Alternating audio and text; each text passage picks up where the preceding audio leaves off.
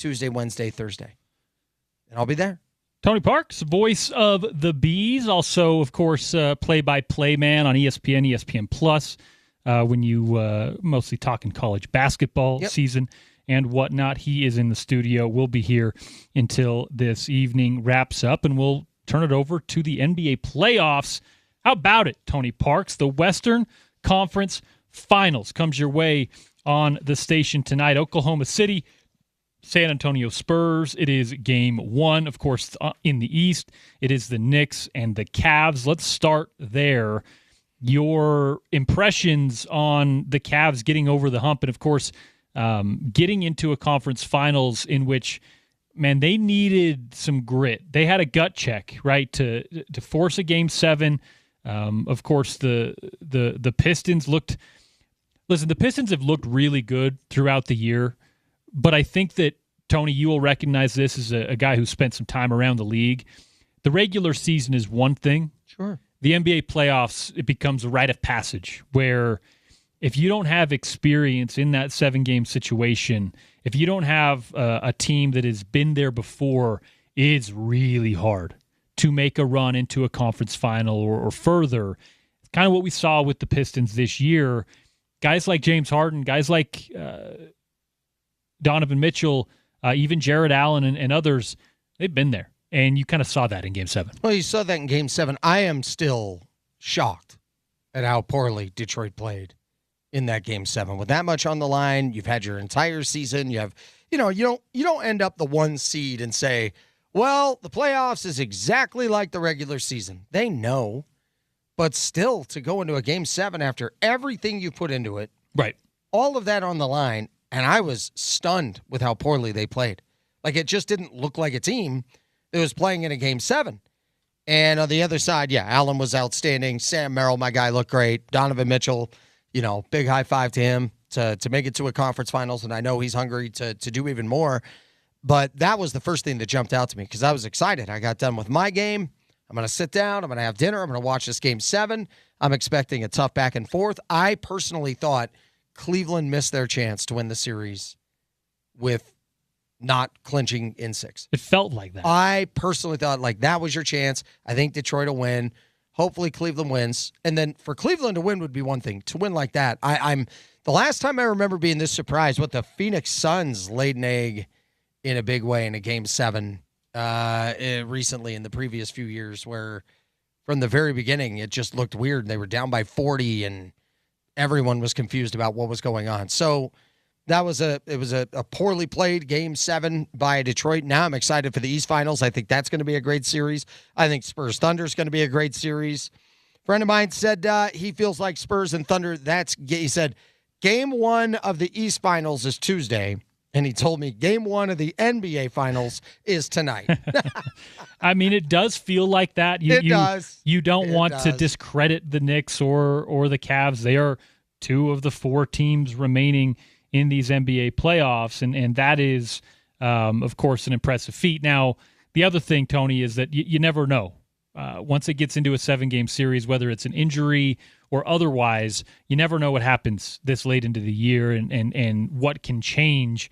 If Victor Wembanyama goes down, then you change your tune a little bit, depending on who comes out of the East, I think, right? So, yes, I do think that the team that wins in the West is going to be your prohibitive favorite coming into the NBA Finals. But we got a lot of basketball between then and now. And in fact, maybe 7 games on each side between now and then. So I wouldn't be shocked, man. I think every night we're going to have a great game. I do think that of the teams in the West, when it comes to a matchup perspective, the Spurs are one of the only teams that gives Oklahoma City fits in a way that, just on its face, how do you match up with Victor Wembanyama? That's the question that everyone around the NBA is asking, right?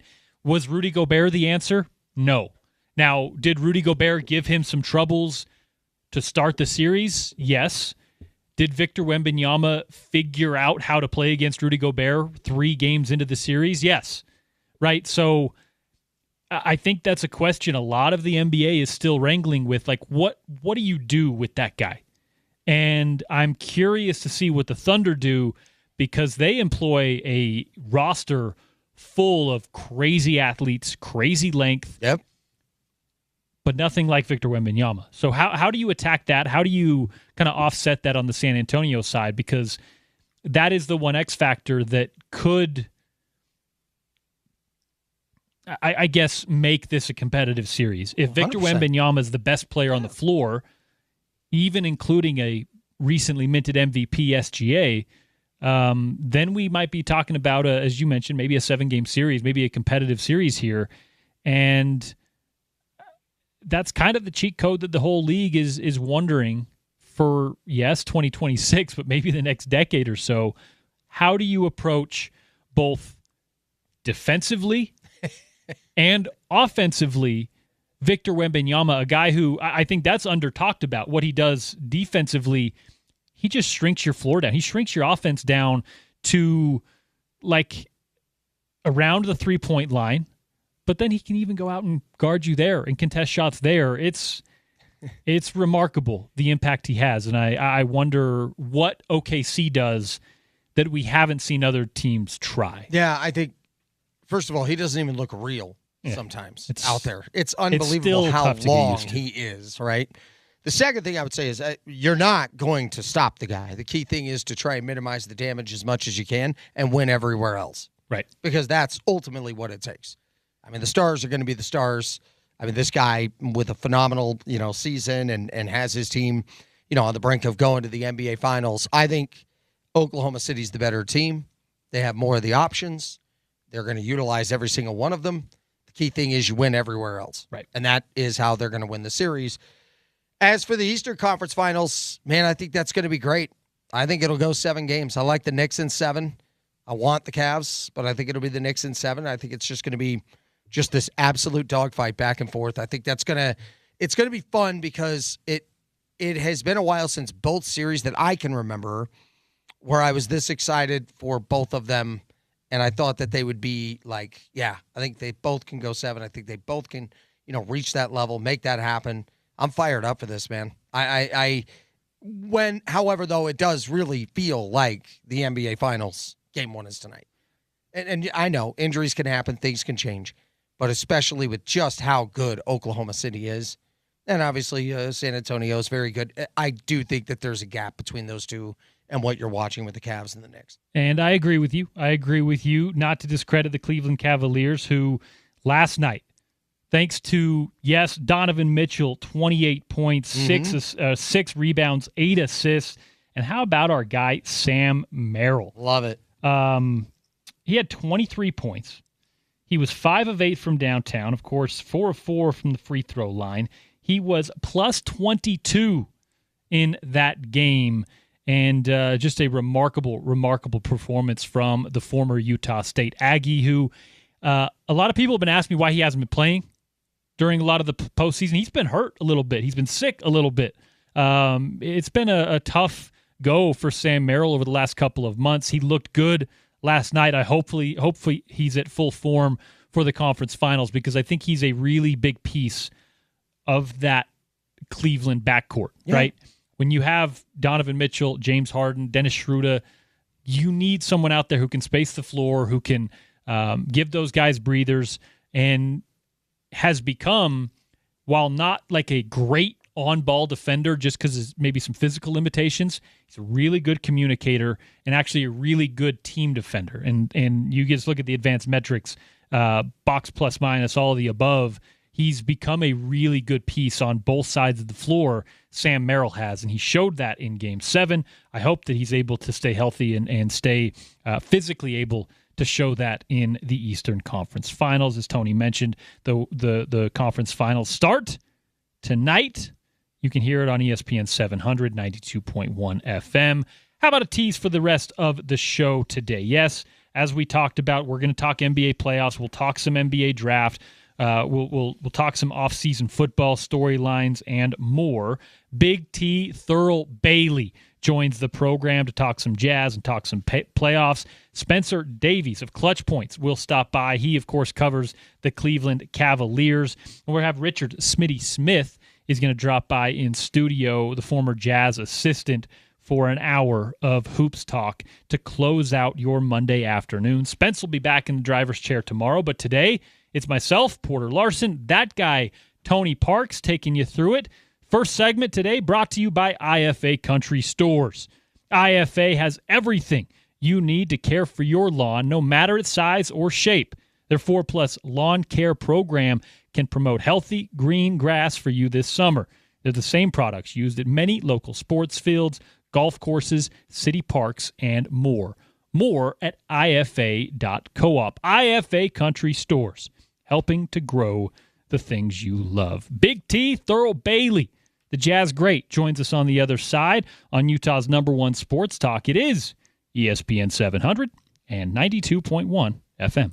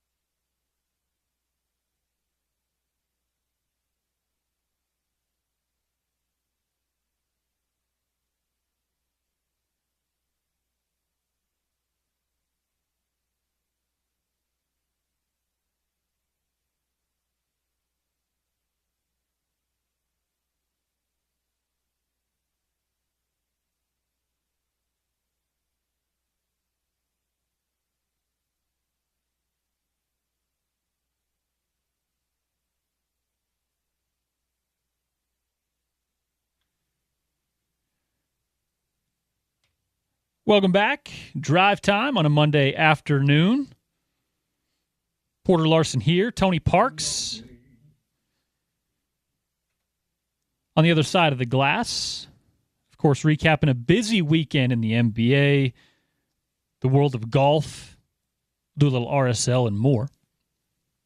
of course, with our next guest, it is Hoops Talk, both off-season jazz, NBA draft, as well as the NBA playoffs with our guy Big T, Thurl Bailey, who I had him in Q as we come in. And for the non-radio folks out there, Q is what I can hear, but you guys can't on air, right?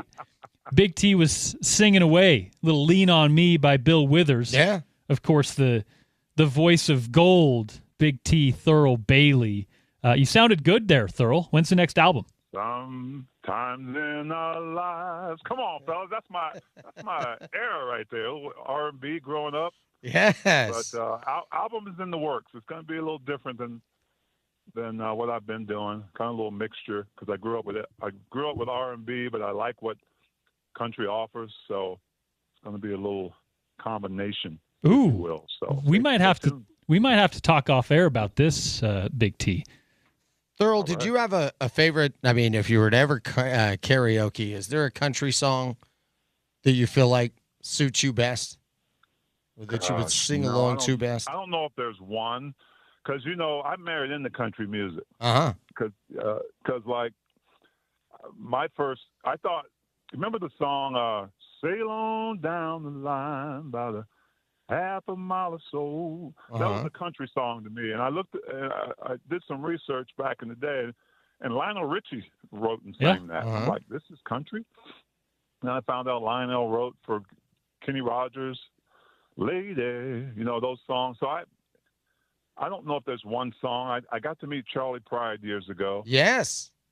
Who was one of probably the first Black or African American to be successful in that country genre. But I like all kinds of music, man. I just feel like, lyrically, I'm at a stage where country speaks to me, and people kind of get a misconception it's all twangy, but it's just a great message. It's, so I like my R&B background. I like to put my own little twist on it, but a lot of good songs out there in a lot of good genres. Well, I like that you mentioned Charlie Pride, because you go back to Johnny Cash, Charlie Pride, you even go back further, Hank Williams Sr. Like, that's where a lot of the Southern soul, R&B, that a lot of that kind of culminated there and then grew into something else, as did a lot of rock music, right? Took things from Johnny Cash, took things from guys like you mentioned, Charlie Pride, and then turned it into something else. There's a lot of country roots in rock music, in jazz music, in really all over the place, especially if you're talking American music. So I like that. A lot of R&B roots, in all of it. Like, you go back to Elvis. I mean, that was created. He was basically raised on that R&B flavor, the songs that Black America couldn't get played on the radio. He used a lot of those rhythmic kind of nuances to build what started his career. So, music's got a great history. I love that there's a song for everything. So, I'm still trying to brainstorm my new project. I love it. And I do some non-sports work with some country music folks. So we'll have to chat about this, Thurl. You got it. What's your karaoke song, Tony Parks? It's going to be George Strait, I know. Yeah. I would say either Snoop Dogg. No, I could definitely. Yeah, we could whip up some of that. G's and Hustlers. Yeah, that would be the one. This is for the Hustlers. Now back to the G's. Yeah. Freeze at ease. Okay. Okay. But if I were to do, let's see, I think I would have to do either "Carrying Your Love with Me" with George Strait or "Cheyenne." West Virginia down to Tennessee. Those would be the two. Right along that line. And Charlie Pride, maybe "You're My Jamaica" might be the one. That was one of my. He never got enough love for that song. And of course, the burgers and fries and cherry pies and "Kiss an Angel Good Morning." I was like, no, "You're My Jamaica." Like, what a great, like, his energy and the way he delivers it on that song. And I didn't know anything about Charlie Pride until I found out he was a baseball guy. Yeah. Right. I was a kid. Found out, oh, yeah, there's a country music singer. He was kind of a baseball player, and his brother was too. And then, that's how the conversation even got started. Listened to it on an entire camping trip. Fell in love with it. Yeah. And Charlie Pride. It's kind of funny, like, how you eventually learn of an artist or like an artist. But Charlie Pride, one of my faves. San Antonio. Neil McCoy. Really Neil good McCoy one. introduced me to him years ago. Really? I would have loved to have met him. He performed at a World Series, one of the Giants World Series. I think it was 2010. And I was just like floored, like so excited about it. So anyway, I love it. Thurl, a country music album with Thurl Bailey. I'm all in. Yeah, we're gonna keep tabs on this. That is all for certain. I'm gonna go with a little Merle Haggard. This won't surprise you. Mama Tried. That's gonna be my that's gonna be my karaoke What song. a tune too. The melody of that thing. All right, Thurl, now that we've taken up 10 minutes of our interview time. I like it, though. I appreciate it. Appreciate the way this started. Absolutely. My first love was music. I love it. And I could probably, and maybe we'll do it in a different space when we get that album out. Could go on for hours talking about this stuff. So let's do a little hoops, Thurl Bailey. All right. We'll start with the Jazz. Obviously, it is their off season. Then we'll work our way into a little NBA playoffs talk with you. The Utah Jazz get the number 2 pick in the NBA draft. It's the first time it's the first time they've moved up in the lottery situation. I notice, they didn't have Thurl Bailey on the dais. What's the story there, Big T? Were you not a good luck charm? Did they have to get a good luck charm up there? No, I had my shot, and it's crazy too because, of course, they already know before we see it on TV because they were back in that room, but you know how that thing goes, man. You try to be in the best position you can, and I am just so thrilled. One, that Keontae was there. If you believe in that good luck thing, he definitely was a good luck charm. But to see that rise in our position and get that number 2 pick, and great things are about to happen. Great things are going to happen without a great pick like that, but just put ourselves in a lot better position to get a great player to help carry this franchise forward. When I look at Utah Jazz basketball, and of course this number 2 pick, and the discussion is going to be who should they get and should they trade up, and that'll go on all summer long. One thing that I think is unique about this team is that while they lost a lot and put themselves in position for this to happen, there were a lot of positive things happening during this past season that you've been able to see with a front row seat. What are some of the winning things that took place underneath the surface that Jazz fans should be excited about now with an even bigger influx of talent expected to come? Well, Tony, I think the Jazz fans know. They were still right there with us as the season was going on. And, as tough as it was to maybe dive head on into what this team was trying to rebuild and get ready for, there were a lot of good things. I think we really saw, a player like Filipowski take that next step because, one, he had to, right? You're put in a situation where you've got to go out and perform. And you've got to be like or better than that Kyle Filipowski that won the Summer League MVP. And that probably didn't happen right away for him last season. But I had a lot of really good conversations with him. And he agreed. He's like, I'm getting these minutes now. I've got to go out and be consistent. I talked to Coach Will Hardy about it. He says, I just want Kyle to go out and work hard every play. And I think we saw that. Because when you look at this team and the marquee names we always talk about, the key really is going to be the others, right? That supporting group, the Bryce Sensabaugh that we saw. He's a legitimate scorer in this league. I know Will wants to see him be able to catch and shoot because you're going to need those kind of guys from the corner threes. But he's a guy that can, solidify the role I solidified as a former player coming off the bench. So a lot of good things. Isaiah Collier. So those young players developing were really the things that Bowler and I tried to pull out every game. And, and the outcome of the game may not have been great for the most part, but I thought we saw a lot of growth. We thought we saw guys go out and play hard and even pull off some of those games. Thurl, when you look at, of course, the number 2 pick in the NBA draft, you kind of just always trust your front office to get a really good player with that high of a draft pick. In this year's NBA draft, consensus seems to be really the top 4 are maybe game changers, if you will. Obviously, everyone has their own opinion in that regard, but it's A.J. Debonsa, a guy we've seen here locally.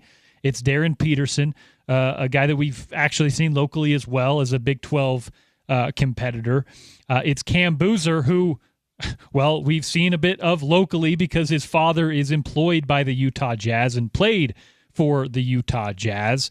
And then Caleb Wilson's a guy that gets a lot of mention in that grouping as well.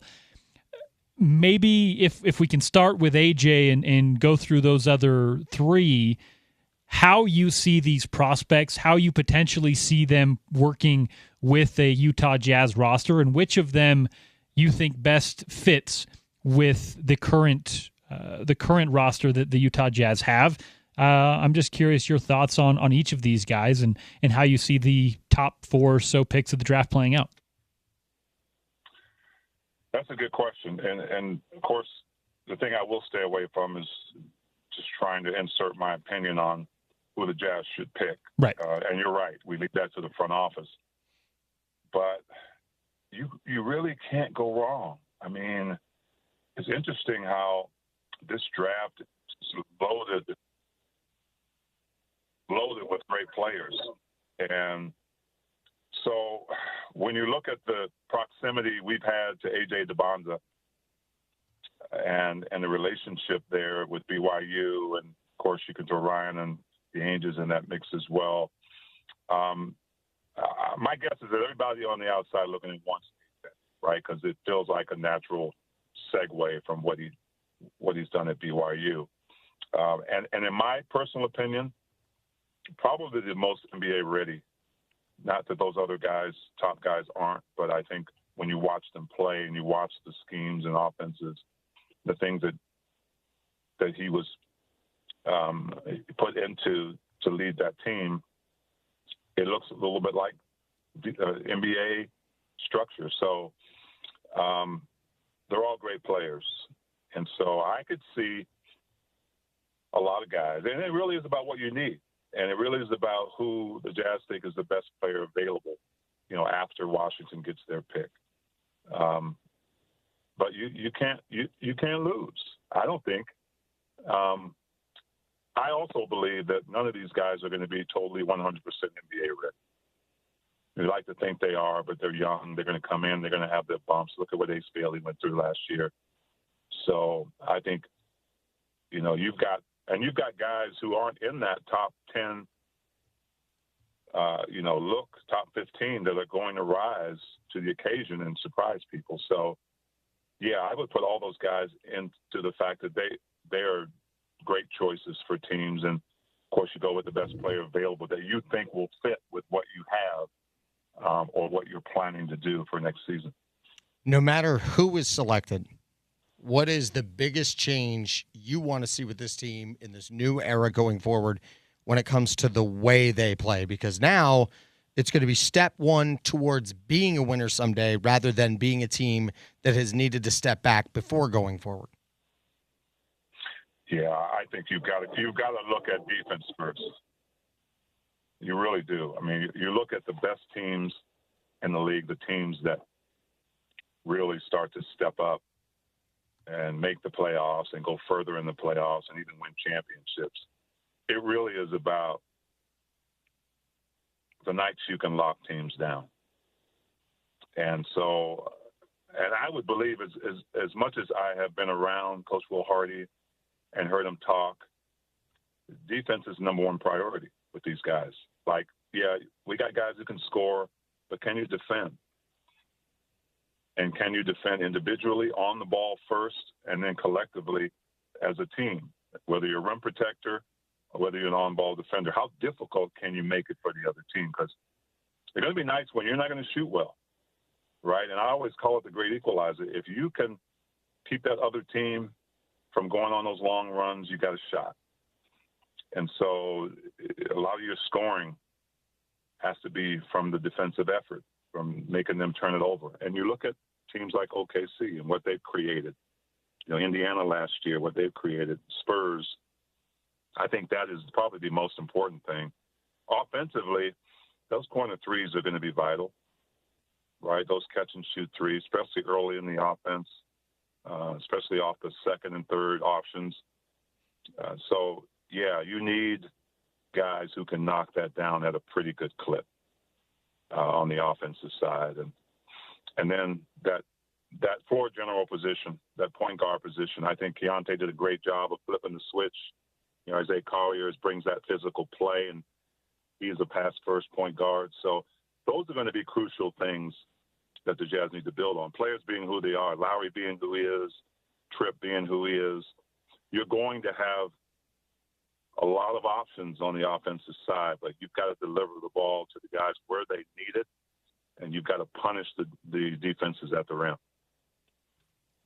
We'll flip gears a little bit, Big T, and obviously we'll have you back on, talk some NBA draft, talk some prospects once that goes final. But how about some NBA playoffs? The conference finals are set.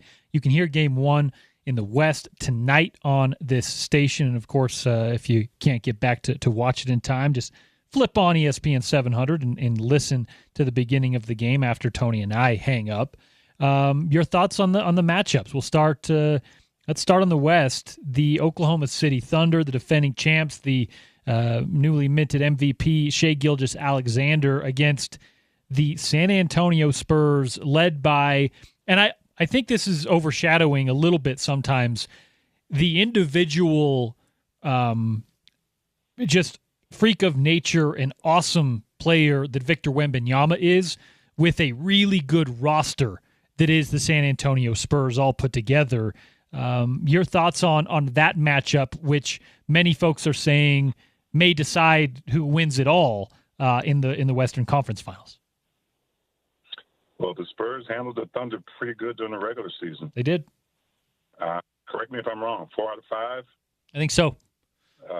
Yeah. I mean, so the Thunder, that's in everybody's mind. As a player, you're like, no other team really had our number like the Spurs had.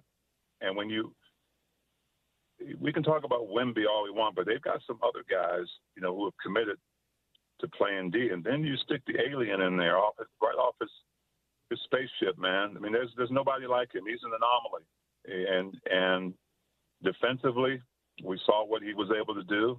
Triple-double with block shots. That's not nothing. And so, I like the matchup.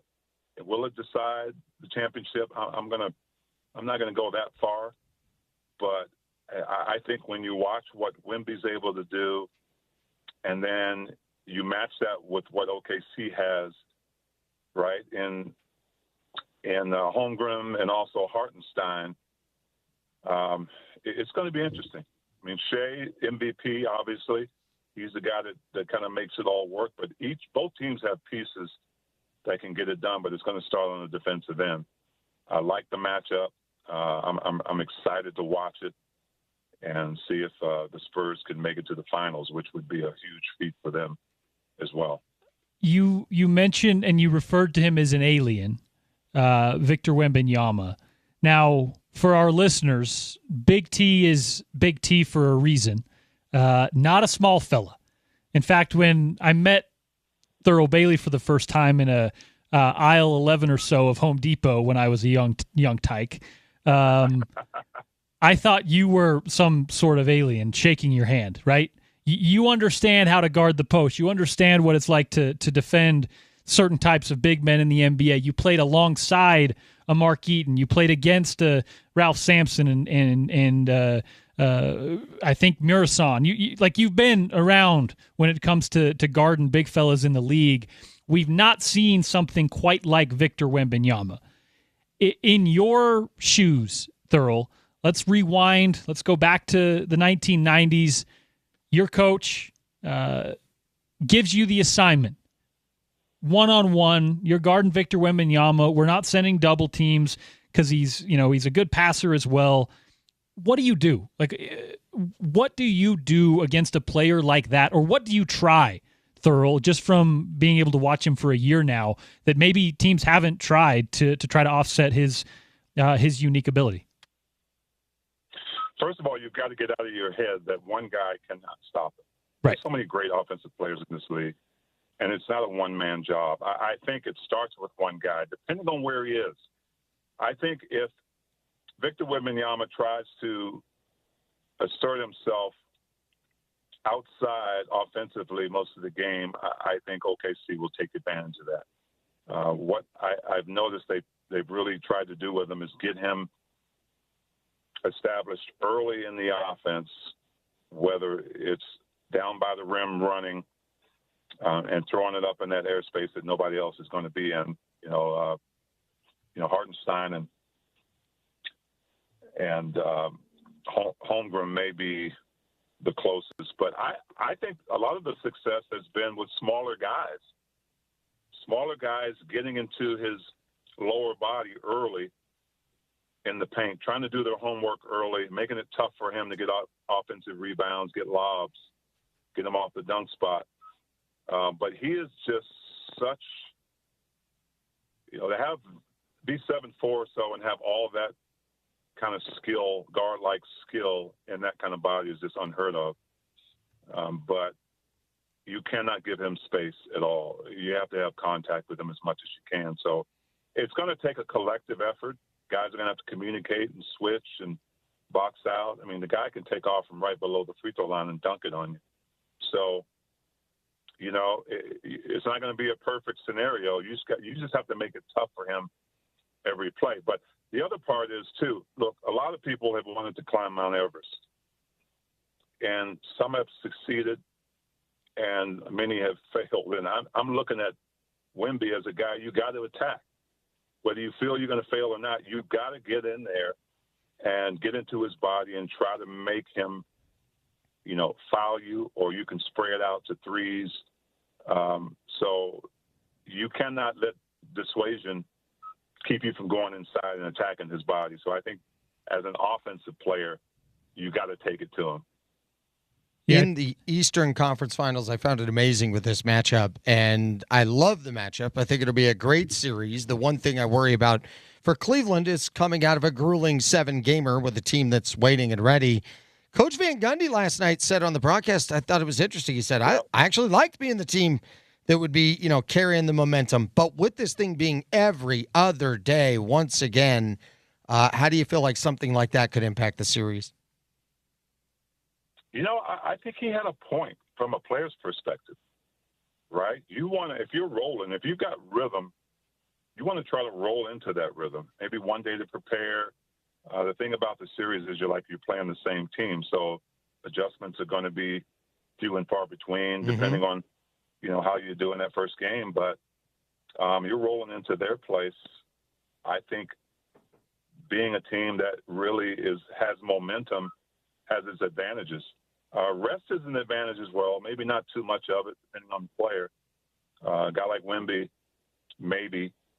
But, as a player, I want to just go. I want to go play. I want to see if I can steal one, right away at their place.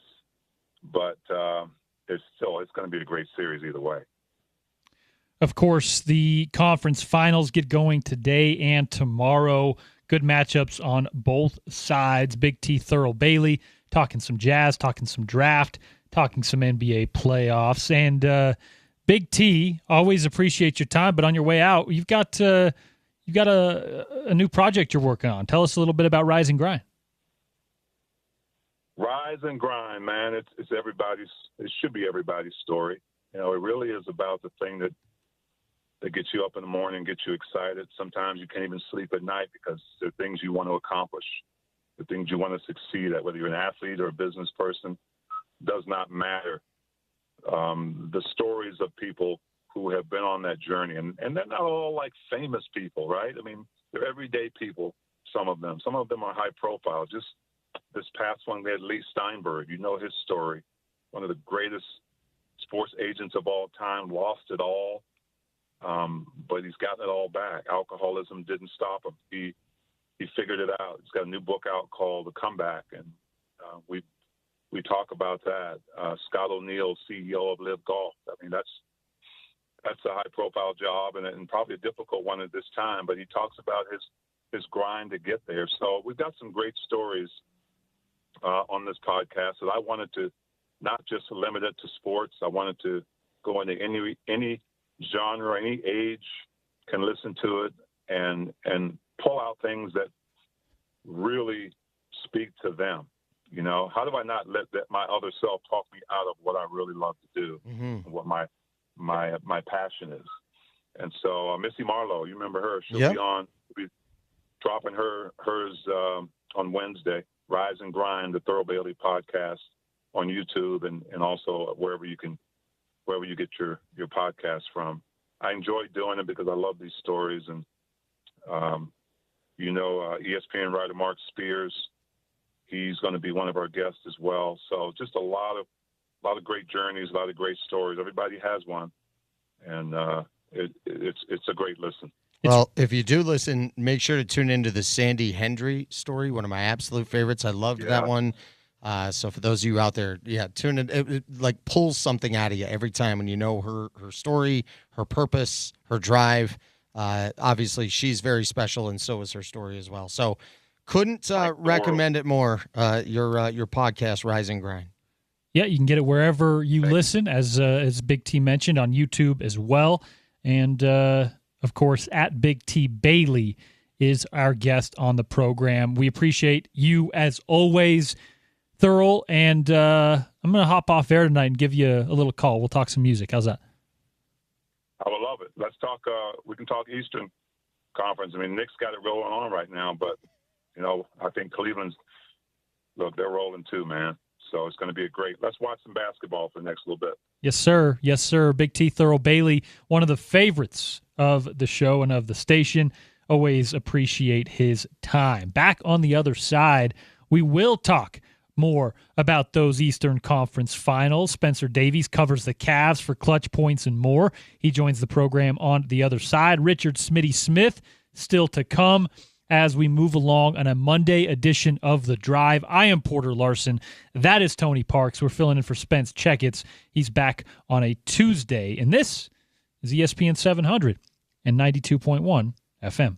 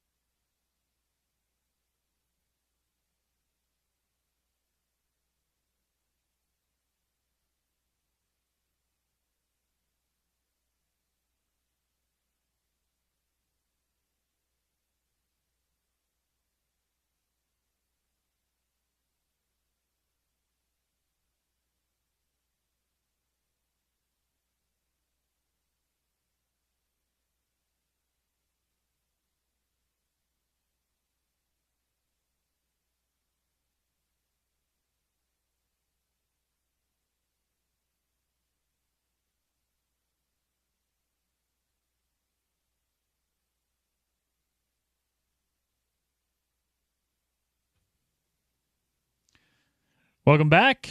Drive time on a Monday afternoon. Of course, as is the case when Tony Parks and I are in studio, I hijack the music selection and we play some country tunes.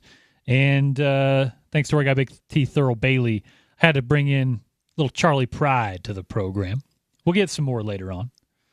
So many he never got credit for. Like, he's always known for like a couple of big hits. 30 number ones, though. But my gosh, it's like, go listen to all of them. 25 or 30. Crazy like that. But like, even today, he's only really known. Like you look at and same thing with George Strait to a point. There's just so much more depth to it. Yeah. Than just the ones he's most known for. Anyway, I was a huge fan. And I did not realize this. Charlie Pride was a multi Negro League All-Star. I knew he played. Yeah. And I knew he was good. I forgot that he was actually like really good. Really good. Yeah. And as you mentioned, a bunch of hits. I think it's 30.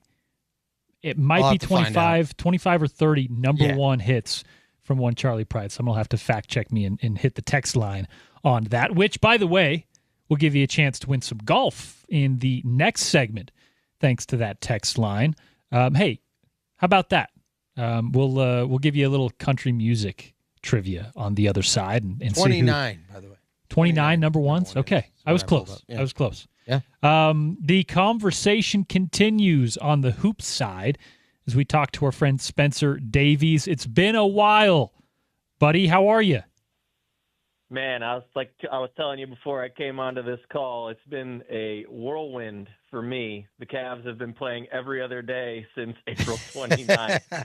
So I'll tell you what, the drive up and down I-75 from Detroit to Cleveland has not been easy by any means.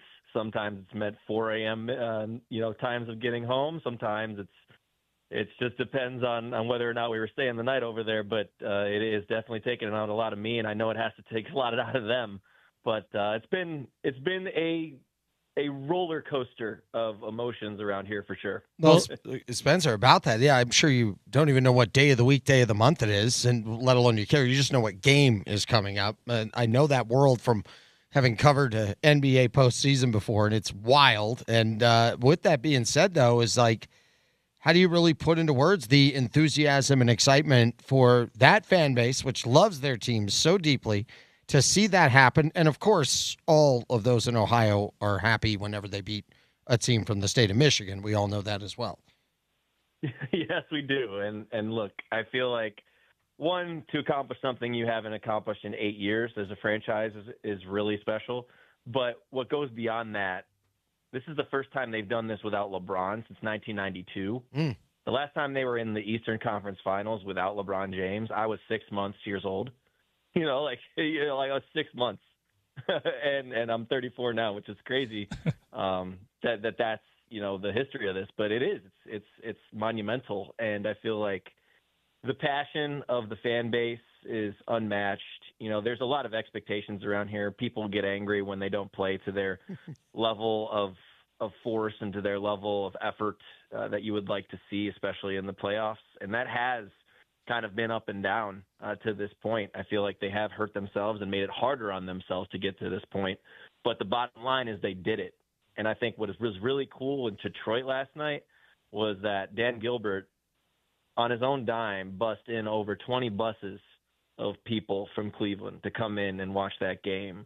And as they were flat out manhandling and destroying the Pistons in their home floor, the fans were there and just ripping and roaring as it was happening. You had Jared Allen chants, you had the MVP chants when Donovan Mitchell was at the line. Let's go Cavs, just overtaking the building. It was something I'll never forget for sure, because it felt like a home game, to be honest, by the time that game ended. And it was something crazy for me being from Cleveland and having been around this team for 12 or 13 years. Like, that is something that I'll never forget.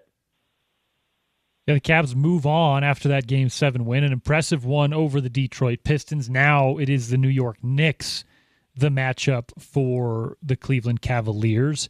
Spencer, I want to rewind a little bit back to the trade deadline when the Cleveland Cavaliers made the move for James Harden.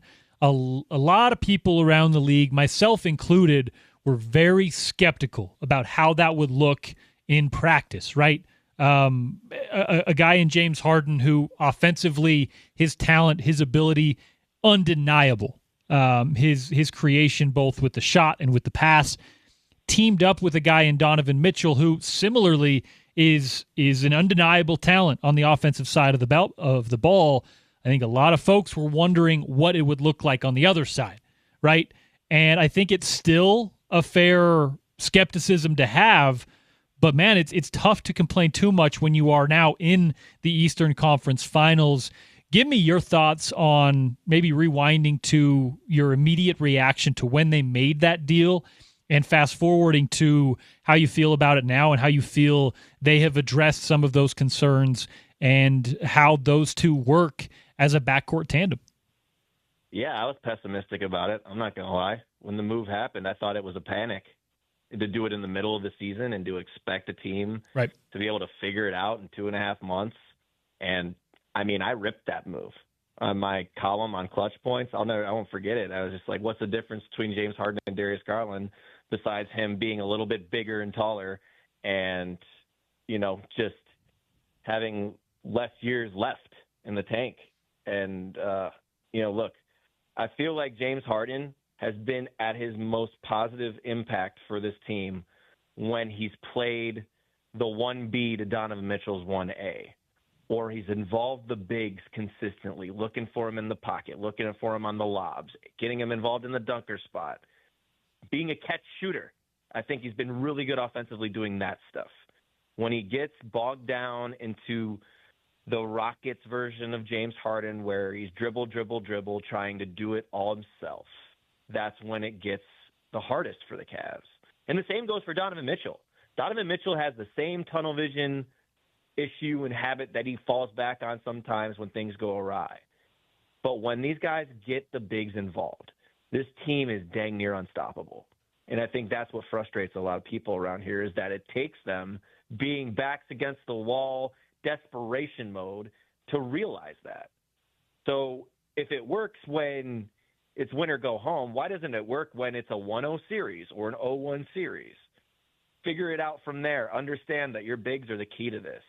And Dan Gilbert even had to remind Kenny Atkinson of that the dinner before Game 7. He told us in the press conference, Dan Gilbert was the one, surprisingly, to tell him that the key to all of this is Jarrett Allen. And I'll tell you, the key is also Evan Mobley. Those two are the ones that make this whole thing work together as a team. And it sounds like an after-school special. I get that. But when they play as a team, they are so hard to beat. The Cavs are 7-0 when they score 112 or more in this postseason. They do not win ugly. They have to win when their offense is clicking. When a guy like Sam Merrill does what he did last night after his journey from being Mr. Irrelevant, playing with Cleveland because no one wanted him, grinds through the G League, suddenly a memorable piece of a Game 7 victory. I try to explain to people what Cleveland sports is like and just how passionate it is, but also the type of player that they really connect with and glom onto. Like, how do you really put into words what Sam Merrill is and the reaction to him and how much a city like that really loves a player like this? Well, I'll tell you what, man. The last couple of games especially, he's just gotten his ass kicked, but he just gets right back up. And that's what's really awesome about Stan, is he doesn't have a back-down factor in him. Is he the biggest guy? No. Is he the longest guy as far as his wingspan goes? No. Can he shoot the heck out of the ball? Absolutely. Can he try his damnedest to do everything he can to fight through screens, to take charges, to defend and make sure that someone knows he's there, that he's not just going to lay down if he's in front of him? Absolutely. That's what Sam represents. And I think it's the basketball gods rewarding Sam yesterday for making those 3 threes in the corner right off the bat, for getting the three-point play coming off the curl. I think he has a lot to do with the Cavs' success. And Stan is so vital to this team the same way that Jarrett Allen is vital to this team. Kenny Atkinson's mentioned it throughout the season. It's like J.A. and Sam are the ones that have this effect on our team to where if they're going and if they're engaged, it's a whole different ballgame. And Sam was fighting through some stuff in this postseason before even the middle of this series. Like, he was fighting this bug going around the locker room, this bug. He was ill. He's also been getting through this wrist injury that's been bothering him for the last couple months, still fighting through it, to be honest. It's on his left hand. But, I mean, the thing I admire about Sam the most is that every time I see him, he's on his butt, on the floor, just getting the crap beat out of him. But he just keeps coming back. And that, I think, is the mentality that Cleveland can connect with something like that. And then you add in the piece where he's able to shoot the lights out, and he's a part of this team. And he's one of 5 guys that have been here for as long as when Donovan Mitchell got here. Like, that's what was cool about yesterday. The guys that set the tone and took him home were the ones that have gone through all of the outside vitriol, all of the narrative-driven stuff about the lights being too bright and that being quote-unquote soft. The guys who set the tone were Donovan Mitchell, Jarrett Allen, Evan Mobley, Sam Merrill, and Dean Wade. Those were the guys. And awesome enough, those are the guys that have been hearing the same stuff over and over and over again. So they took matters into their own hands. And that's not to take away from anything that James brings to the table, or Dennis Schroeder, or Max Strus, one of the heroes of this series. But the fact that the guys who have been here since Donovan got here via trade were the ones to take him over the hump, I think is really poetic. You mentioned with Sam, right? He's not the biggest guy on the floor. He's not the fastest guy on the floor. In fact, he probably doesn't even have one elite, like, physical metric to his game. But he's such a, and we saw this at Utah State, he's such a good communicator on defense. He's always in position. So whether that's taking a charge or just being a help side defender, getting a hand in the passing lane, or just closing down a passing lane, he provides a lot of value on that side of the floor without necessarily being like a great on-ball defender or a superb athlete in that sense.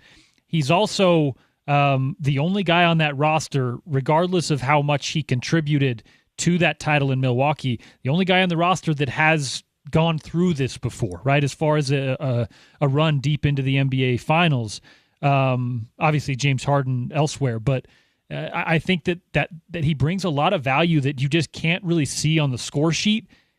And we saw all of that last night, and then he added to the score sheet by knocking down all those shots. Just a really cool moment for a kid that we're real familiar with here in Utah. But you did mention, Spencer, during that answer, that the Cavs don't win ugly, right? It takes them, frankly, scoring a bunch of points because they oftentimes allow a lot of points. We've talked about Harden and Donovan.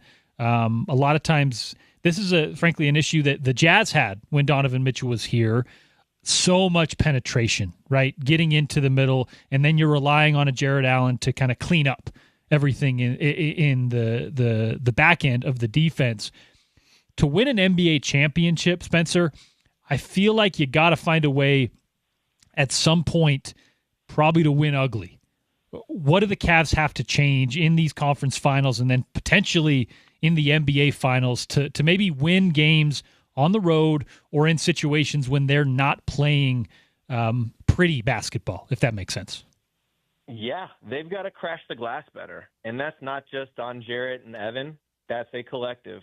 Donovan Mitchell has to rebound. James Harden has to rebound. Max Strus has to rebound. Sam Merrill.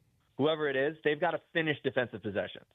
That was what killed him in the Toronto series, guys. Like, the Toronto series kept going because Colin Murray-Boyles and Scotty Barnes and all of these guys were just giving them second chance after second chance after second chance. The Detroit series wasn't quite the same. It was more of the turnovers and points off turnovers that was killing them. I think the Toronto series showed you, like, you cannot allow teams to have multiple possessions per time that you have the ball.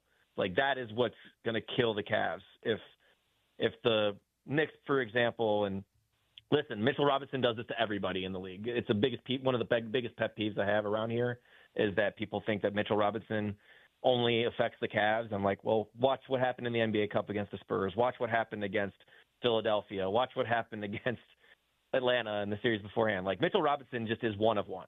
Like, it's okay to say that.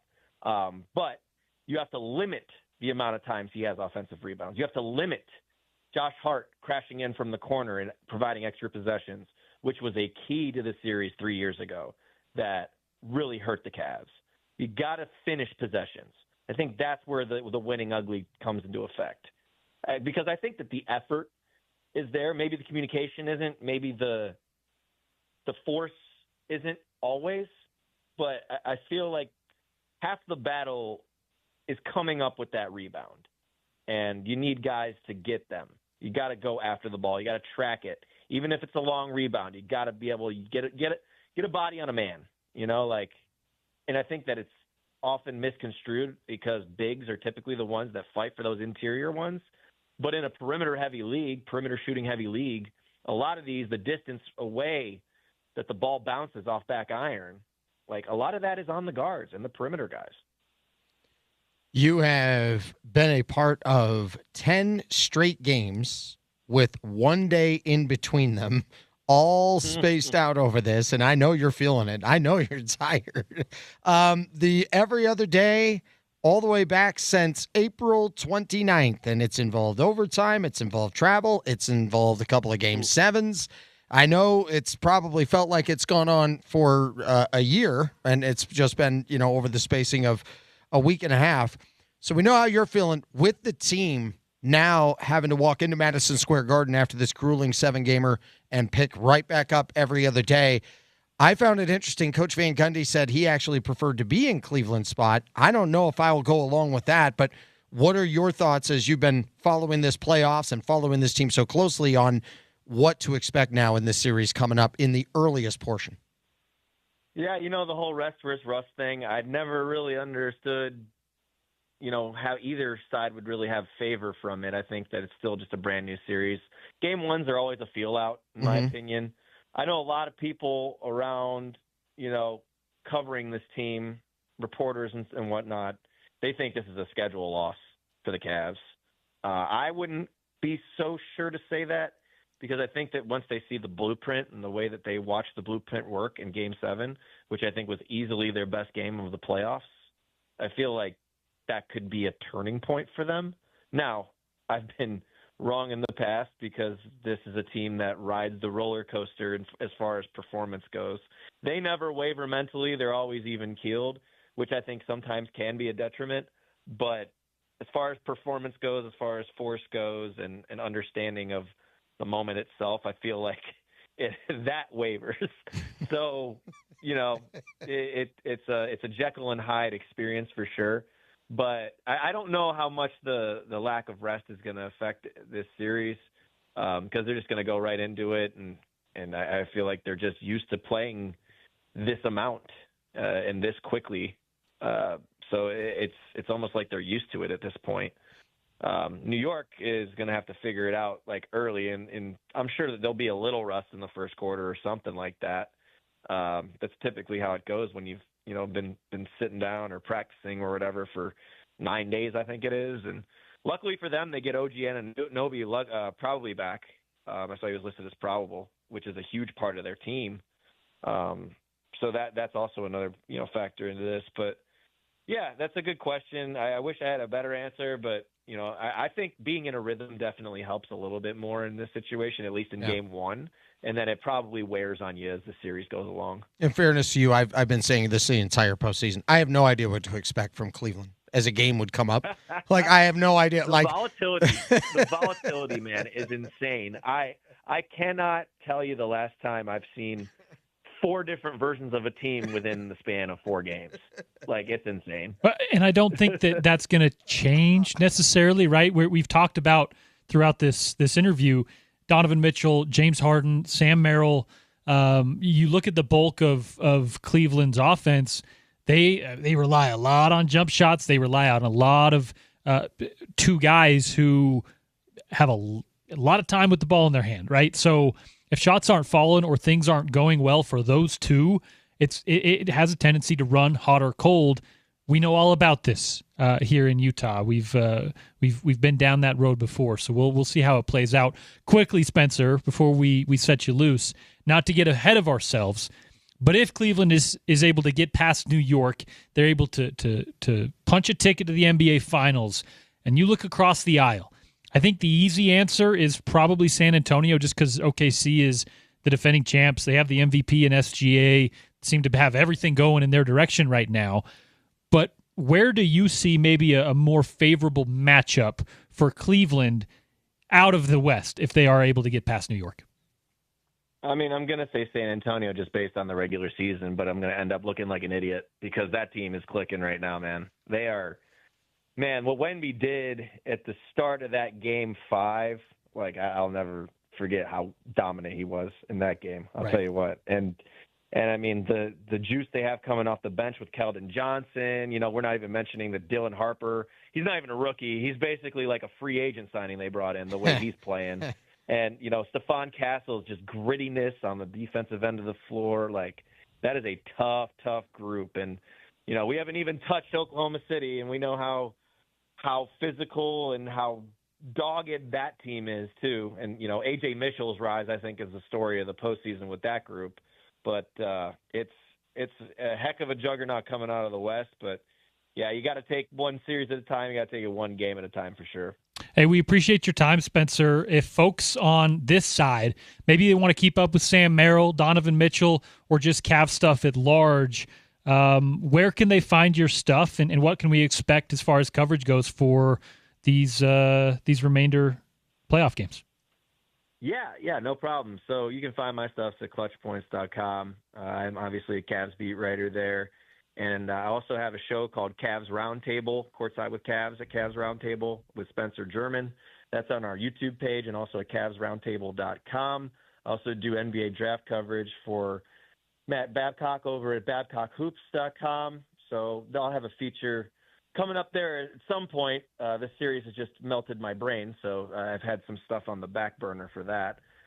But yeah, that's pretty much it. I'm on Twitter and on Instagram at Spin Davies. Yeah, you'll have Sam Merrill updates, Donovan Mitchell, for all of you guys in Utah that are still big fans of Spida. I'll give you the best coverage I can, and hopefully down the line, I'm supposed to, connect with Keontae George because I actually know his dad. So we'll see if we can get something going on that front too, because I'm huge admirer of Keontae as well from a distance. Love it. All right. We'll stay tuned for that, and then if something comes down the line, we'll get you back on the station to discuss. He is Spencer Davies at Spin Davies, as he mentioned there. Thanks for your time, dude. Yeah, no problem, guys. That was great, man. Good conversation. Oh, I loved it. That dude, he's got it locked down. He knows his stuff. But it was also cool to just kind of get some of that perspective of what Sam is to Cleveland. Right? Big deal there. That is as fun as it's been, and I've been rooting for Cleveland during all of this. No gauge whatsoever on what they're going to be. And I think it's hard. It's hard to figure out. I think he makes the best point, and you I think touched on this as well, is you have guys that have the ball in their hand a ton. They rely a lot on some shooting and all of that. And he earlier was pointing out, when you have the bigs involved like that last night, and you have that kind of rim run that often, and you open it up like that, they're a better team. That's the best version of themselves. Well, it opens everything up. I'm curious. If you're not getting lobs to Jared Allen, if you're not getting Evan Mobley the ball, your offense is just going to close up. You're going to be then secluded to James Harden and Donovan Mitchell dribbling the air out of the ball. And then Sam Merrill doesn't have the space to get shots off, right? Mm-hmm. And then Dennis Schroeder can't just come in and be a microwave guy and hope everything's, rainbows and sunshine. The Cavs are very much a hot or cold faucet, and I think that's going to be the story throughout this series and the next if they're able to advance. And like we touched on there, they're going to have to find a way to win ugly. That's just there's no way to win an NBA Finals without. Well, and it's weird too because the hot and cold thing can play into your favor, and he's talked about how there's it's back and forth with that, and that's also a reason why I'm like, if you win this series against New York, which you can, being the version that you are, I give you no chance in the next round. You cannot be that type of team and beat either of these teams in the West right now. Yeah. Maybe give them some grace and some room to figure that out, because it is still kind of a new pairing with James Harden and Donovan Mitchell. But at the same time, we've kind of seen this before, both with Donovan and with James Harden in separate places. Yes. Now they're coming together. It's hard not to expect that same thing to happen in Cleveland. But hey, here we are. They're in the Eastern Conference Finals, and it's reset now. Game 1, 0-0. They have a chance to wipe the slate clean and maybe change our perspective of what we think of James Harden and Donovan Mitchell. I hope they do. That segment brought to you by our friends at IFA Country Stores. IFA has a team of pro turf and landscape sales consultants that help provide products and services to local baseball and soccer fields at high schools around the state. Plus, IFA works with golf courses, parks, and other city properties throughout Utah. It's the same knowledge and care they share with you about your yard. Only at IFA and IFA.coop. It's IFA Country Stores, helping to grow the things you love. Back on the other side, we're going to give away some golf. Maybe talk some PGA Championship. Aaron Rai, your champion on that end, and just a wonderful back nine from him to get that PGA Championship. We'll give away some golf, recap the weekend that was, and then we'll turn it over to the 4 o'clock hour where Richard Smitty Smith, the former Jazz assistant coach, will join us in studio right here on Utah's #1 sports talk. I am Porter Larson. That is Tony Parks filling in for Spence on The Drive on ESPN 700 and 92.1 FM.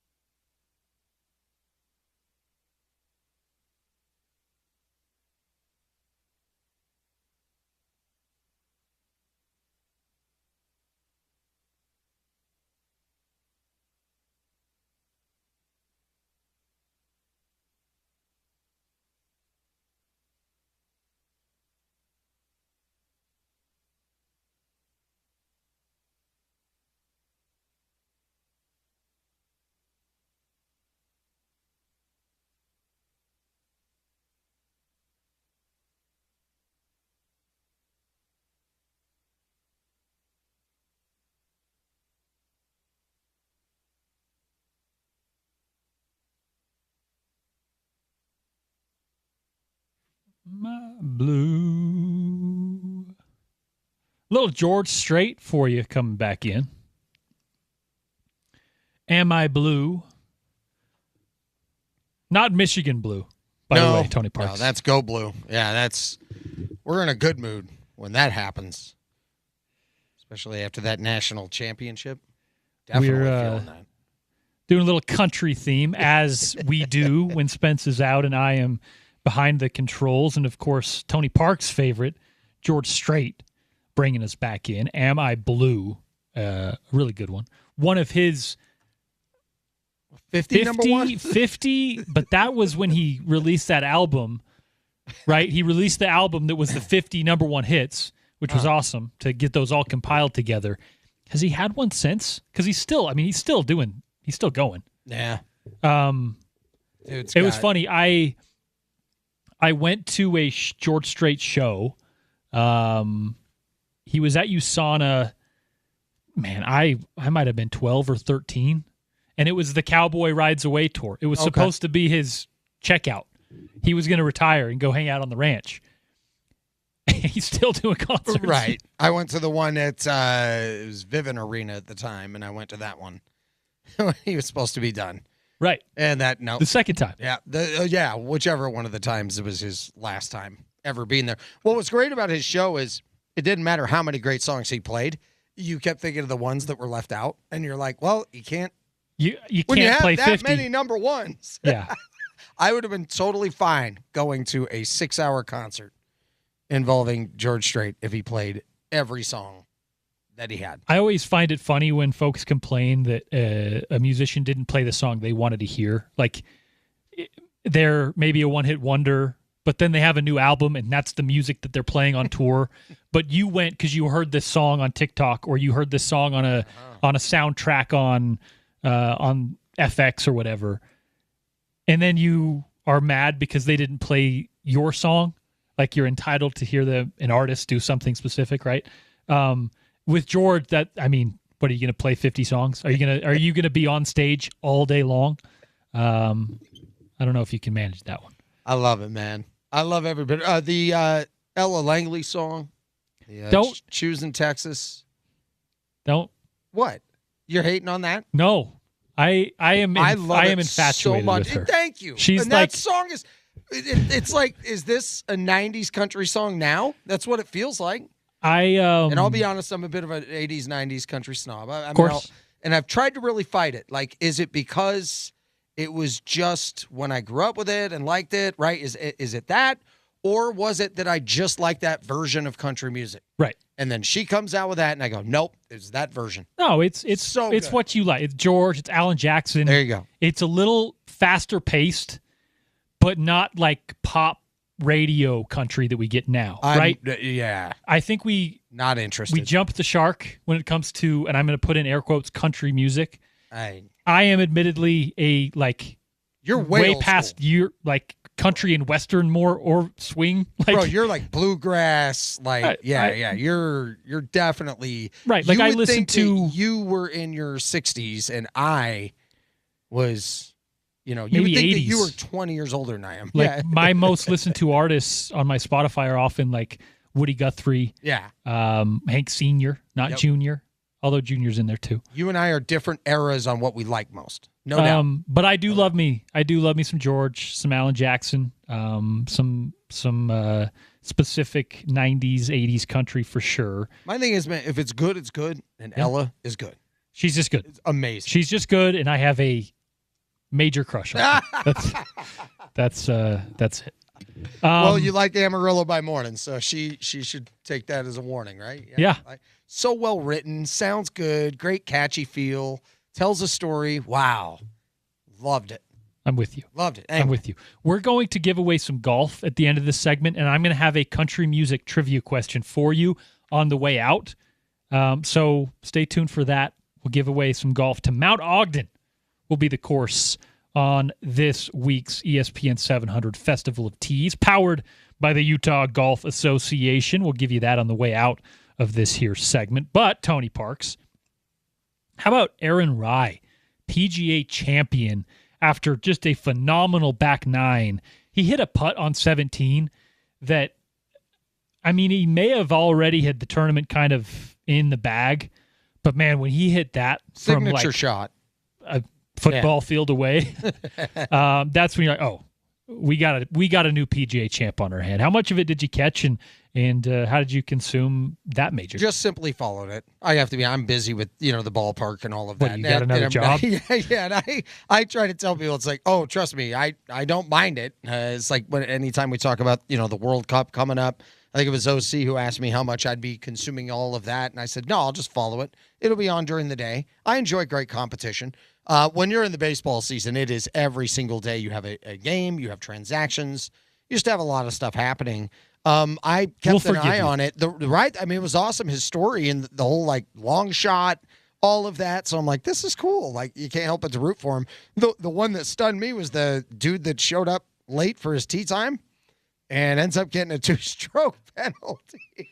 Did you see them break that down? Yes. Listen, they spotlighted him. They showed him in the parking lot. They showed him kind of meandering up to the practice tees.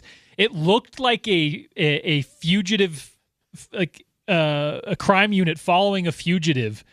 It's just a guy late for his tee time. He was 1 minute late, and they acted 30 seconds. They acted like, and by the way, the penalty is the penalty. I mean, I'm not debating that, but the way that they followed him around and the way that they did that, I'm going, yeah, guys, it's just where it's like a referee in a sport, right? You just let him know.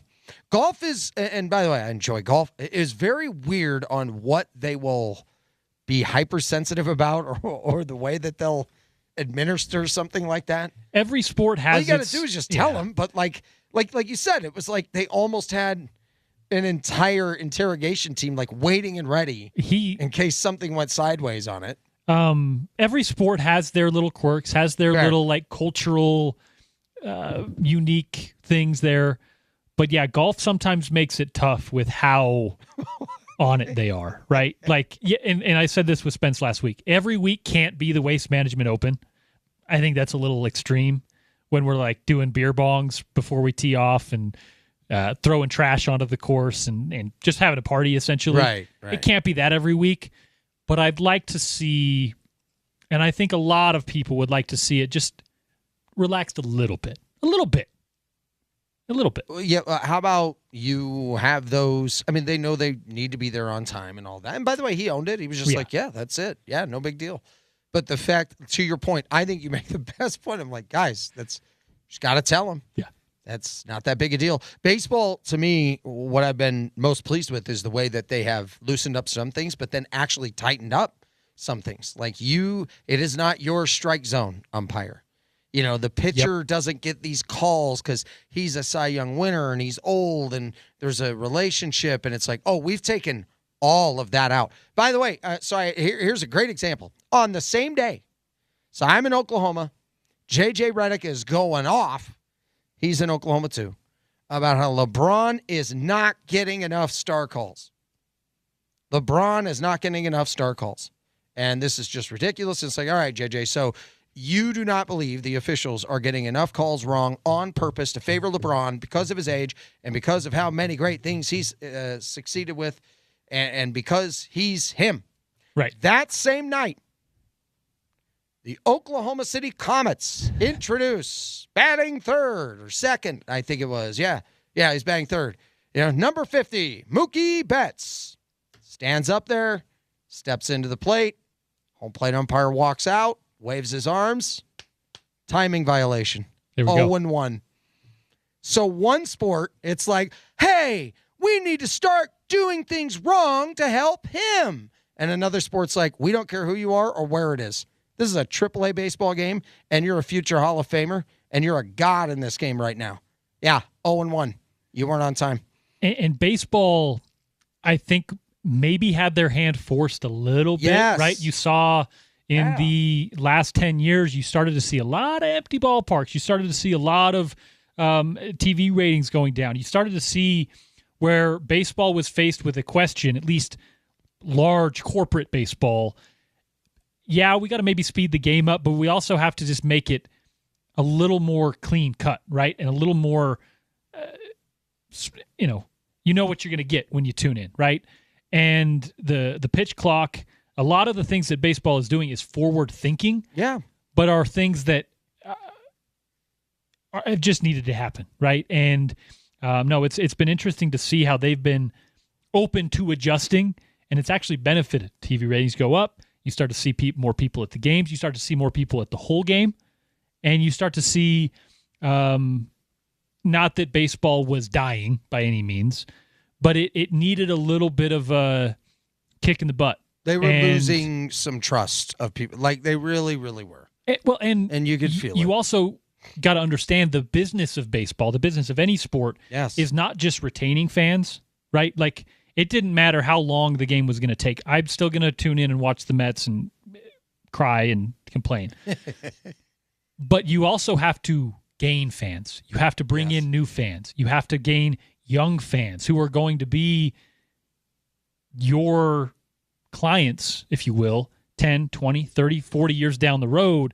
So baseball adapted a little bit. I think in some form or fashion, golf is going to have to do that. Now, agreed.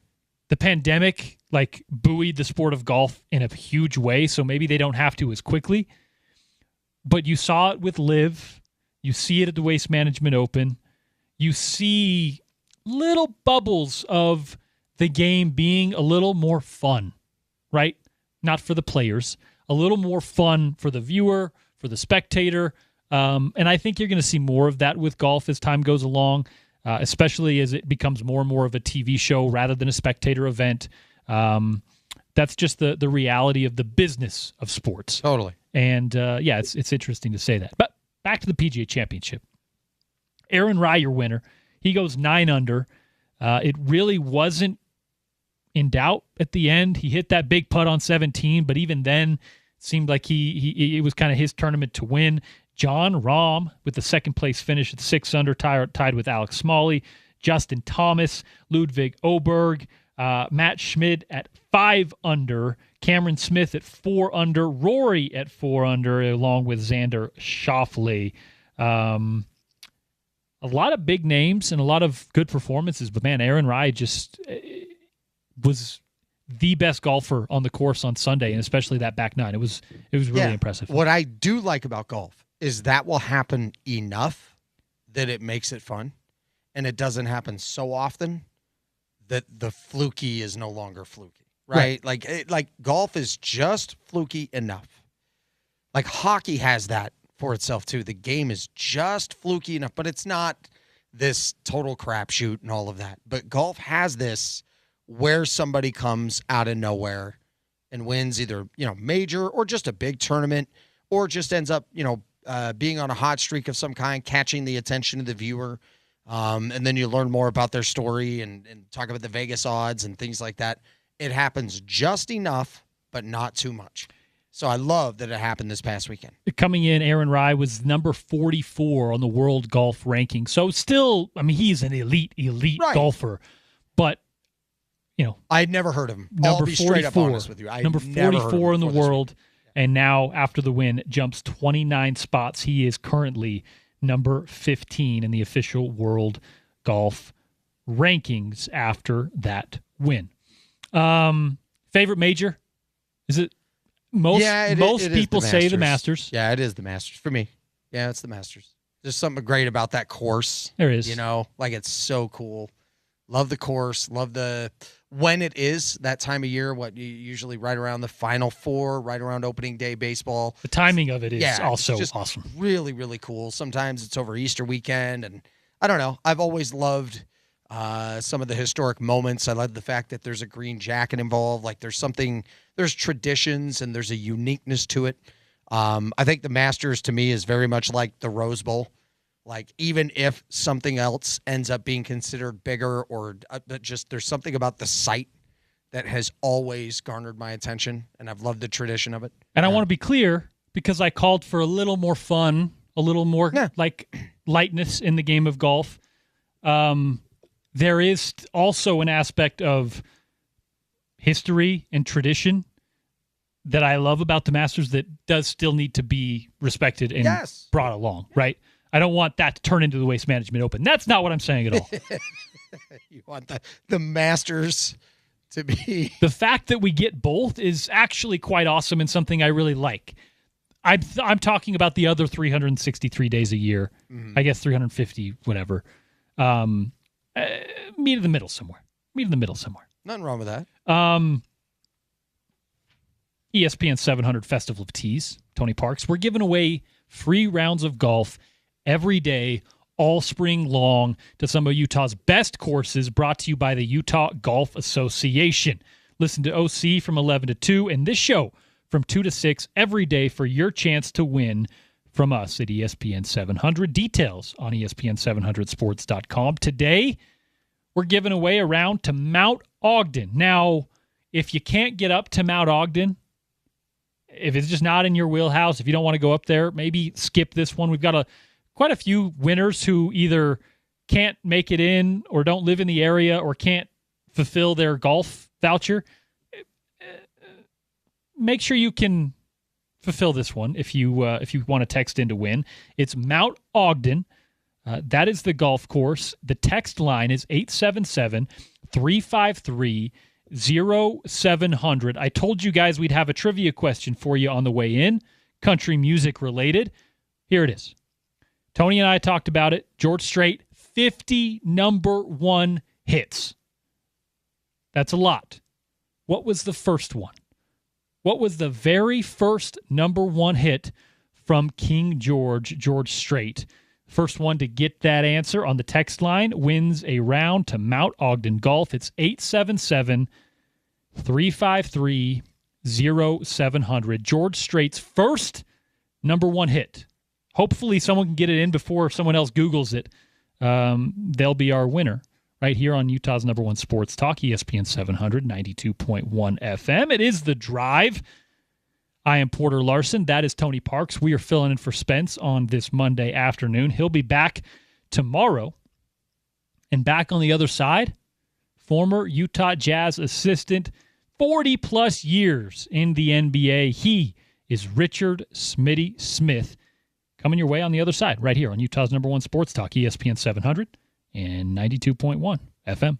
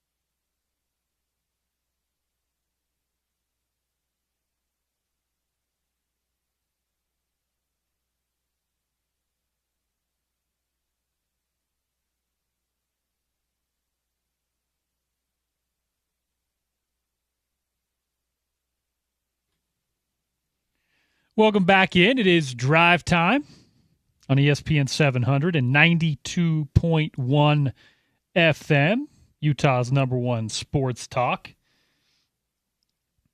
An hour now with our guy Richard Smitty Smith, a former assistant in the Utah Jazz in the NBA, 40-plus years doing it. Now doing some radio with us, but apparently not a country music guy. Hey, Porter, listen.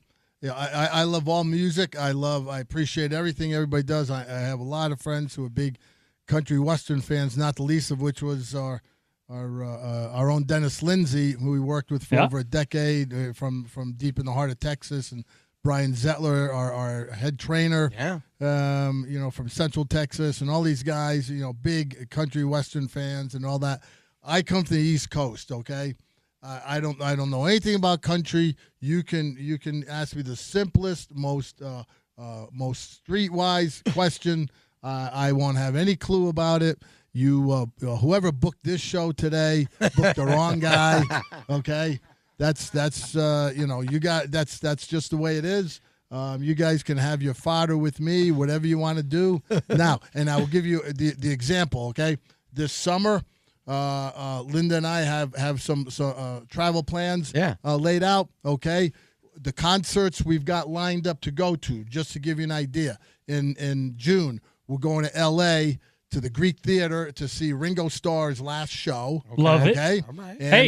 And we're hoping that, playing a hunch that maybe a friend of his shows up for the last show, maybe unannounced. Yes. You don't know. That would be cool. Okay, that would be epic. That would be a lifetime thing, right? And then in August, we're going down to Phoenix to see John Mellencamp. Hey, who I've never seen in live. I've always wanted to see him in concert, and he's doing a greatest hits tour, so I'm going down to do that. And then we come home, and the next week here in our own Maverick Center, we're going to see one of the great bands of the 60s and 70s, the Guess Who are back on tour after being out for over 2 decades because of legal issues with their music. So we get to see those guys playing in the Mavericks. So that's my ilk. Okay. So you guys want to do anything in there, we can do that. If you're going to do the country western thing, I will gladly oblige and just sit back, and you guys can go back and forth with whatever you got going. Well, just to illustrate that we're all in the same team here. Now, I came in with George Strait. Okay. George Strait. Wow. Okay. And this was a trivia question we had on the previous segment. Our winner, shout out to Kevin, who knew Foolhardy Memory was George Strait's his first #1 hit. Now, here's the deal, Smitty. Okay. Ringo Starr, yeah, I know it may be not down your alley specifically. His last album was pretty country. He just put out a country album. And it was awesome. Right. That's right. Time on My Hands is a song from that one that I absolutely love. I should have come in with that. Probably, yeah. We should have chatted beforehand, and I should have come in with that. So we're all on the same team. Ringo's got a little country with him, and I'm sure he's playing some of those songs. I imagine he's probably going to do a couple to promote that solo album. Gig. But that's that's his most recent album. He's done that and worked with who's the famous longtime country producer, singer songwriter that he worked with. On that album, I'm escaping it now. See, this is the depth of my knowledge of the country western thing. I want to say he worked with T-Bone Burnett. There you go. You got it. There we go. See that? T-Bone Burnett. So you guys got this whole thing. See you know what do you got me here for? What am I doing here? Tony, help your guy out here. I'll tell you what. I have thought about this conversation with you since last night's Game 7. You were exactly the guy I wanted to talk to about this. Every now and again, because if you and I get on the phone, we won't get on the phone for a while. Yeah. You, me, and our late friend, Frank Layton, those conversations would go on forever. I'd finish up with the Sunday, a 7th inning stretch as the MC, and then we would get together in the 7th, 8th, and 9th, and those conversations would go on. And I loved it. Yep. They were great conversations. We kept you from doing a lot of work in those late innings. And I so appreciate you.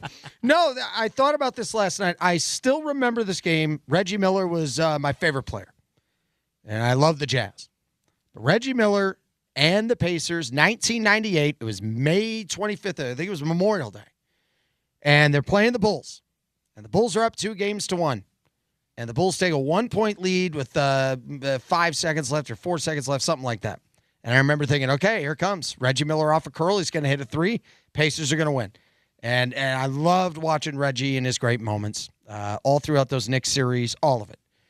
So sure enough, Reggie comes off the curl, shoves Michael Jordan, who has the play defended perfectly. Shoves Jordan, catches, shoots, hits. He's jumping up and down. Market Square Arena's going crazy. And the Pacers take a 2-point lead. Jordan, I think it was, who barely missed a game-winning 3 at the buzzer because they had 0.7 left. And I was like, what a game. So excited. Love Reggie Miller. And that was really bad news for the Utah Jazz. Well, because now I knew it was going to be a dogfight series. I expected it to go 7. It did. Yeah. And the Jazz, the day before that Game 4 I'm talking about, had just swept the Lakers. Yeah. And that huge layoff.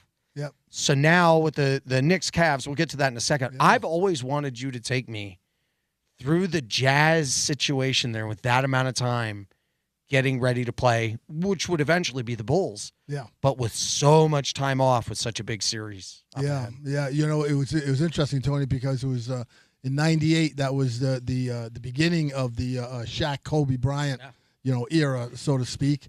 The Jazz were a very good team, had it rolling, had played in the finals, obviously, the year before.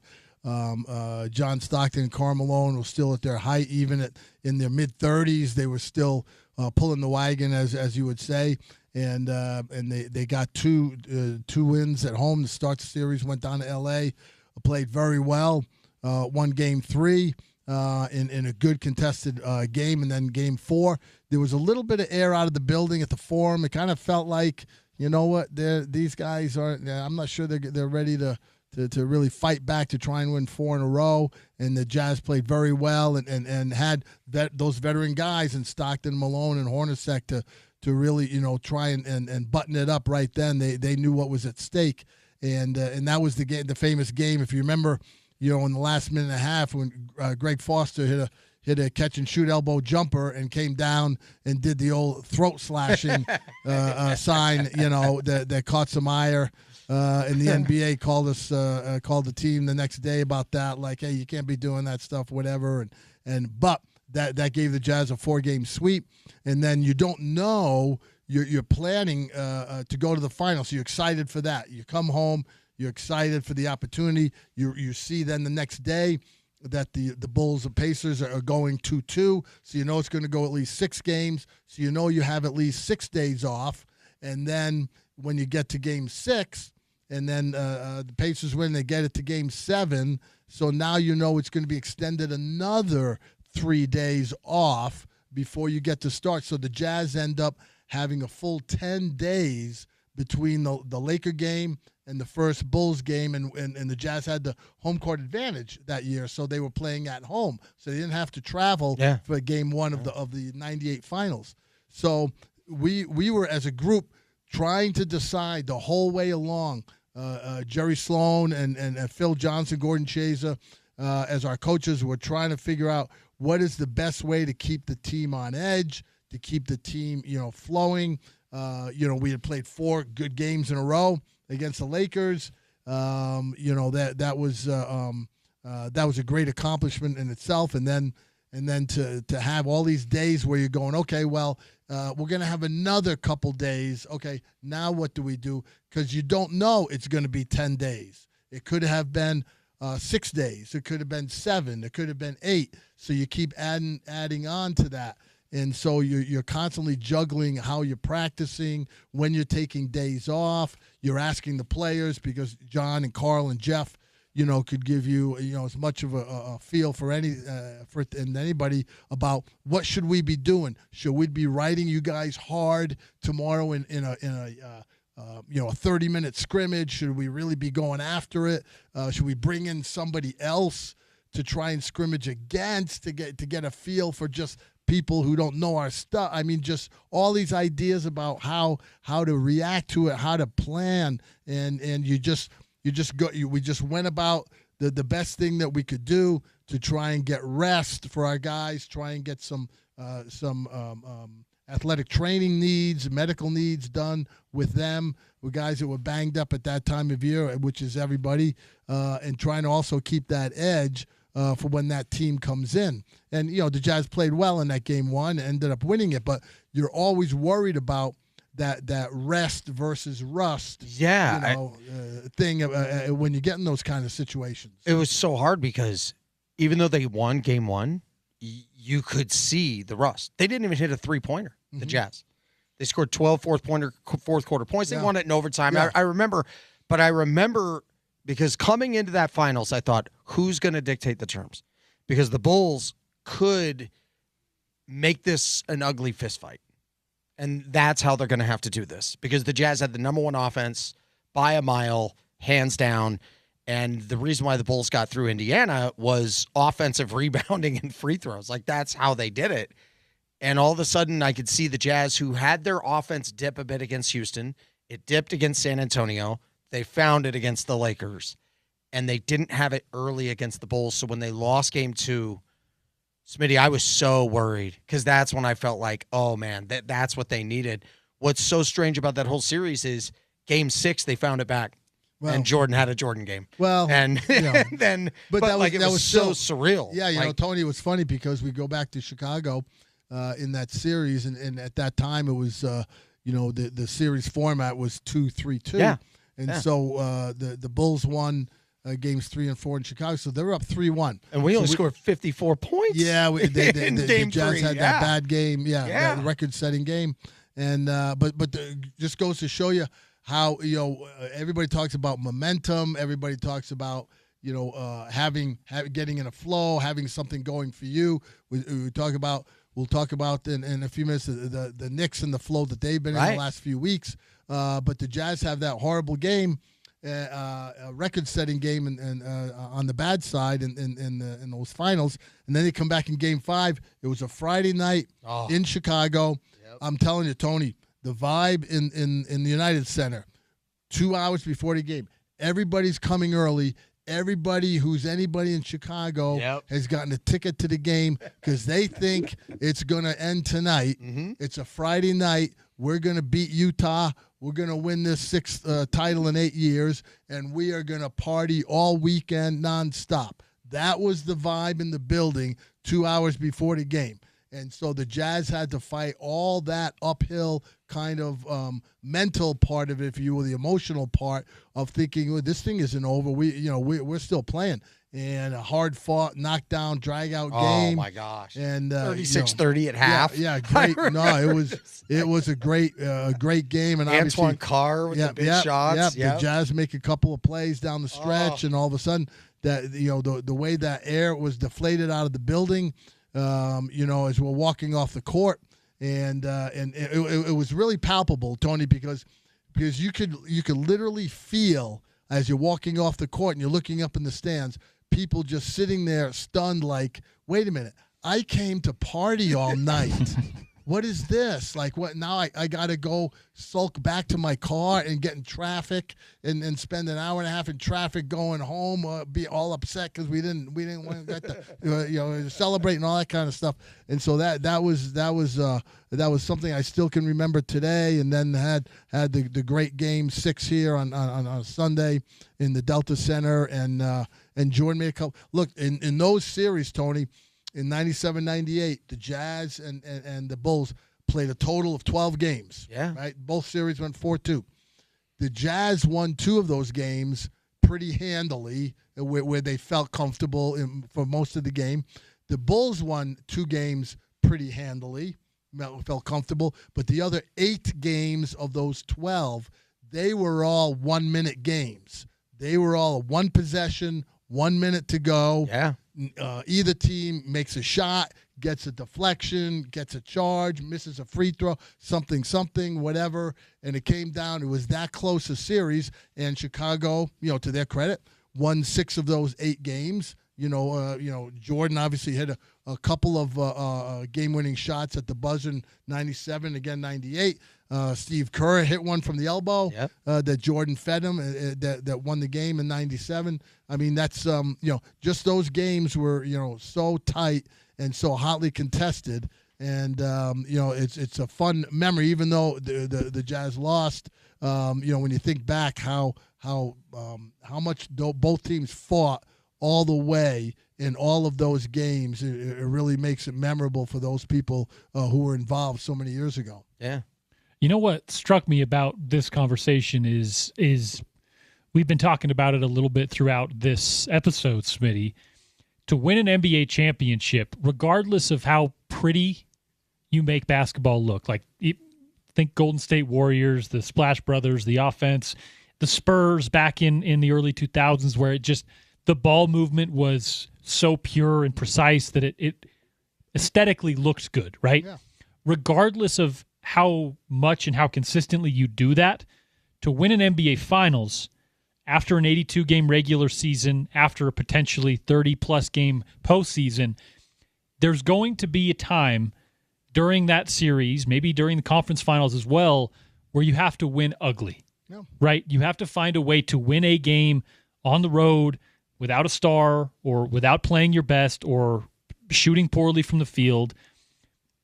When you look at the 4 teams remaining in this year's NBA playoffs, who is best suited to do that right now, considering that OKC's already done it? Sure. Well, let me give you this. This series that just finished last night, Detroit and Cleveland, goes a full 7, right? The home team wins the first 4 games. Right. They win the 2. Detroit wins the first 2 at home. Go to Cleveland. Cleveland's up against the wall. Whatever. They win the next 2 at home. And then what happens? The last 3 games, the road team wins. Right. You could argue Detroit gave Game 5 away. Okay, they're up by 9, less than 3 minutes to go at home. That's a game you have to figure out a way to close it out. You have to win that game. Cleveland made obviously several plays. They won. They scored 9 straight there in like a minute and a half, and tied the game, got it to overtime, and made the plays in overtime. And then they go back to Cleveland, and everybody thinks, oh, now Cleveland's going to close it out.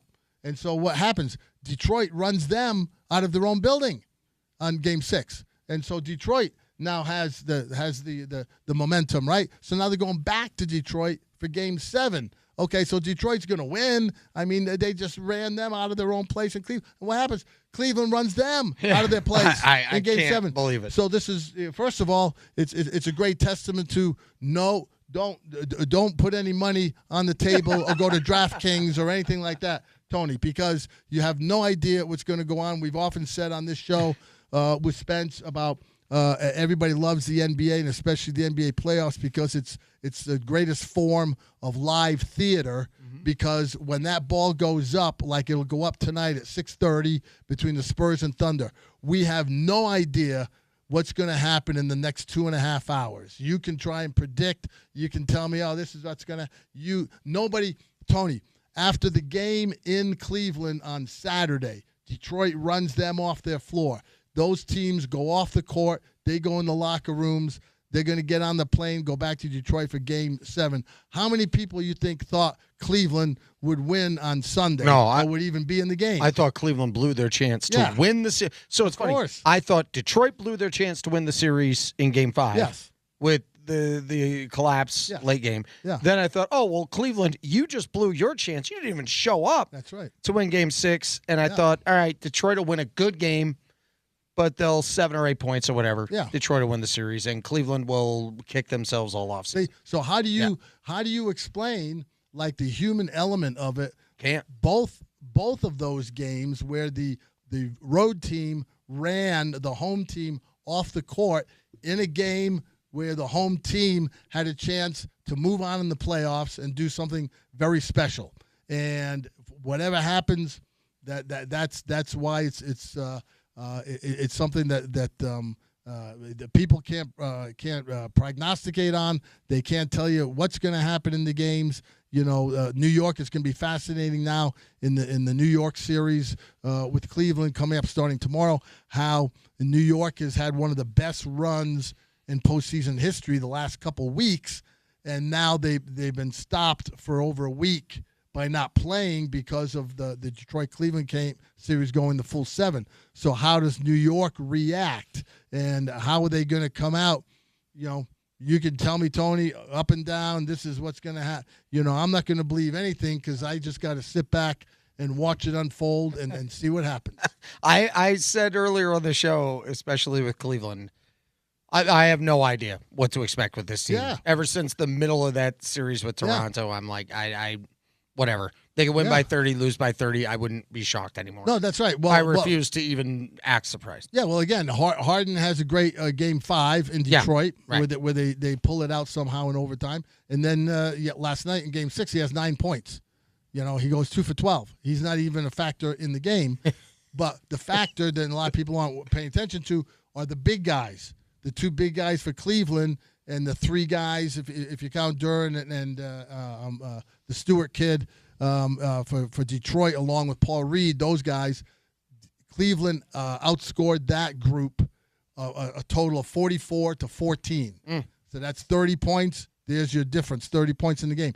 The big guys made the difference in the game. What was that? That was Harden. That was Donovan Mitchell drawing, kicking, lobs to the rim, guys getting low post-ups, getting opportunities at the rim to score. And then, of course, you have to have, in those kind of games, somebody come out of the weeds that you maybe don't expect to have a game. Well, what happened for Cleveland? Game 5 in Detroit, it was Max Strus. Yeah. Comes in and has 20, right? Last night, our boy Sam Merrill from Bountiful, Utah, and Utah State comes in and drills 23 and is a major factor in helping to win that game.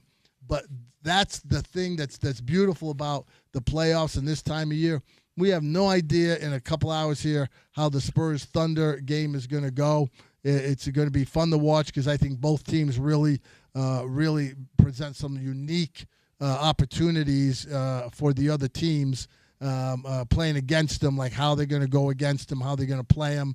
Wembanyama is a special player that deserves all the respect that he's earning early in his career here. It's just going to be fun to watch. I assume they're going to have the MVP trophy presentation. Isn't that what they usually do before the first game? They Shea Gilgeous or something. Yep. So that's going to take some of the air. They're going to be excited, woo, woo, woo, and then they're going to have to come out and play 10 minutes later and get their mindset on the game. And so that's going to be interesting to watch and see how Game 1 starts off this series.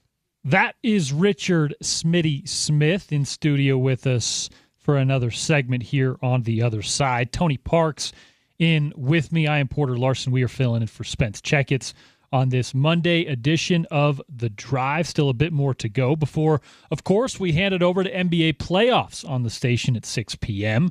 This last segment brought to you by our friends at Game Day Men's Health. Get yourself and your body summer ready with Game Day Men's Health. Maybe you're struggling with libido.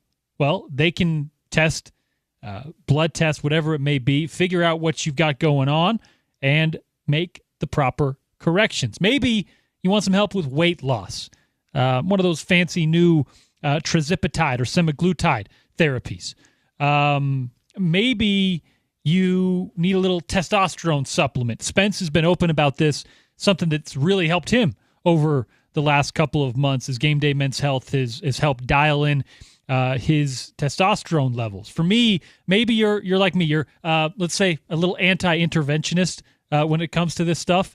They can just test your levels, see what you have out of whack, see what your iron levels are, see what you're working with from a number standpoint, and then you can adjust just your diet or your activity level to help figure those out. Game Day Men's Health, GameDayMen'sHealth.com.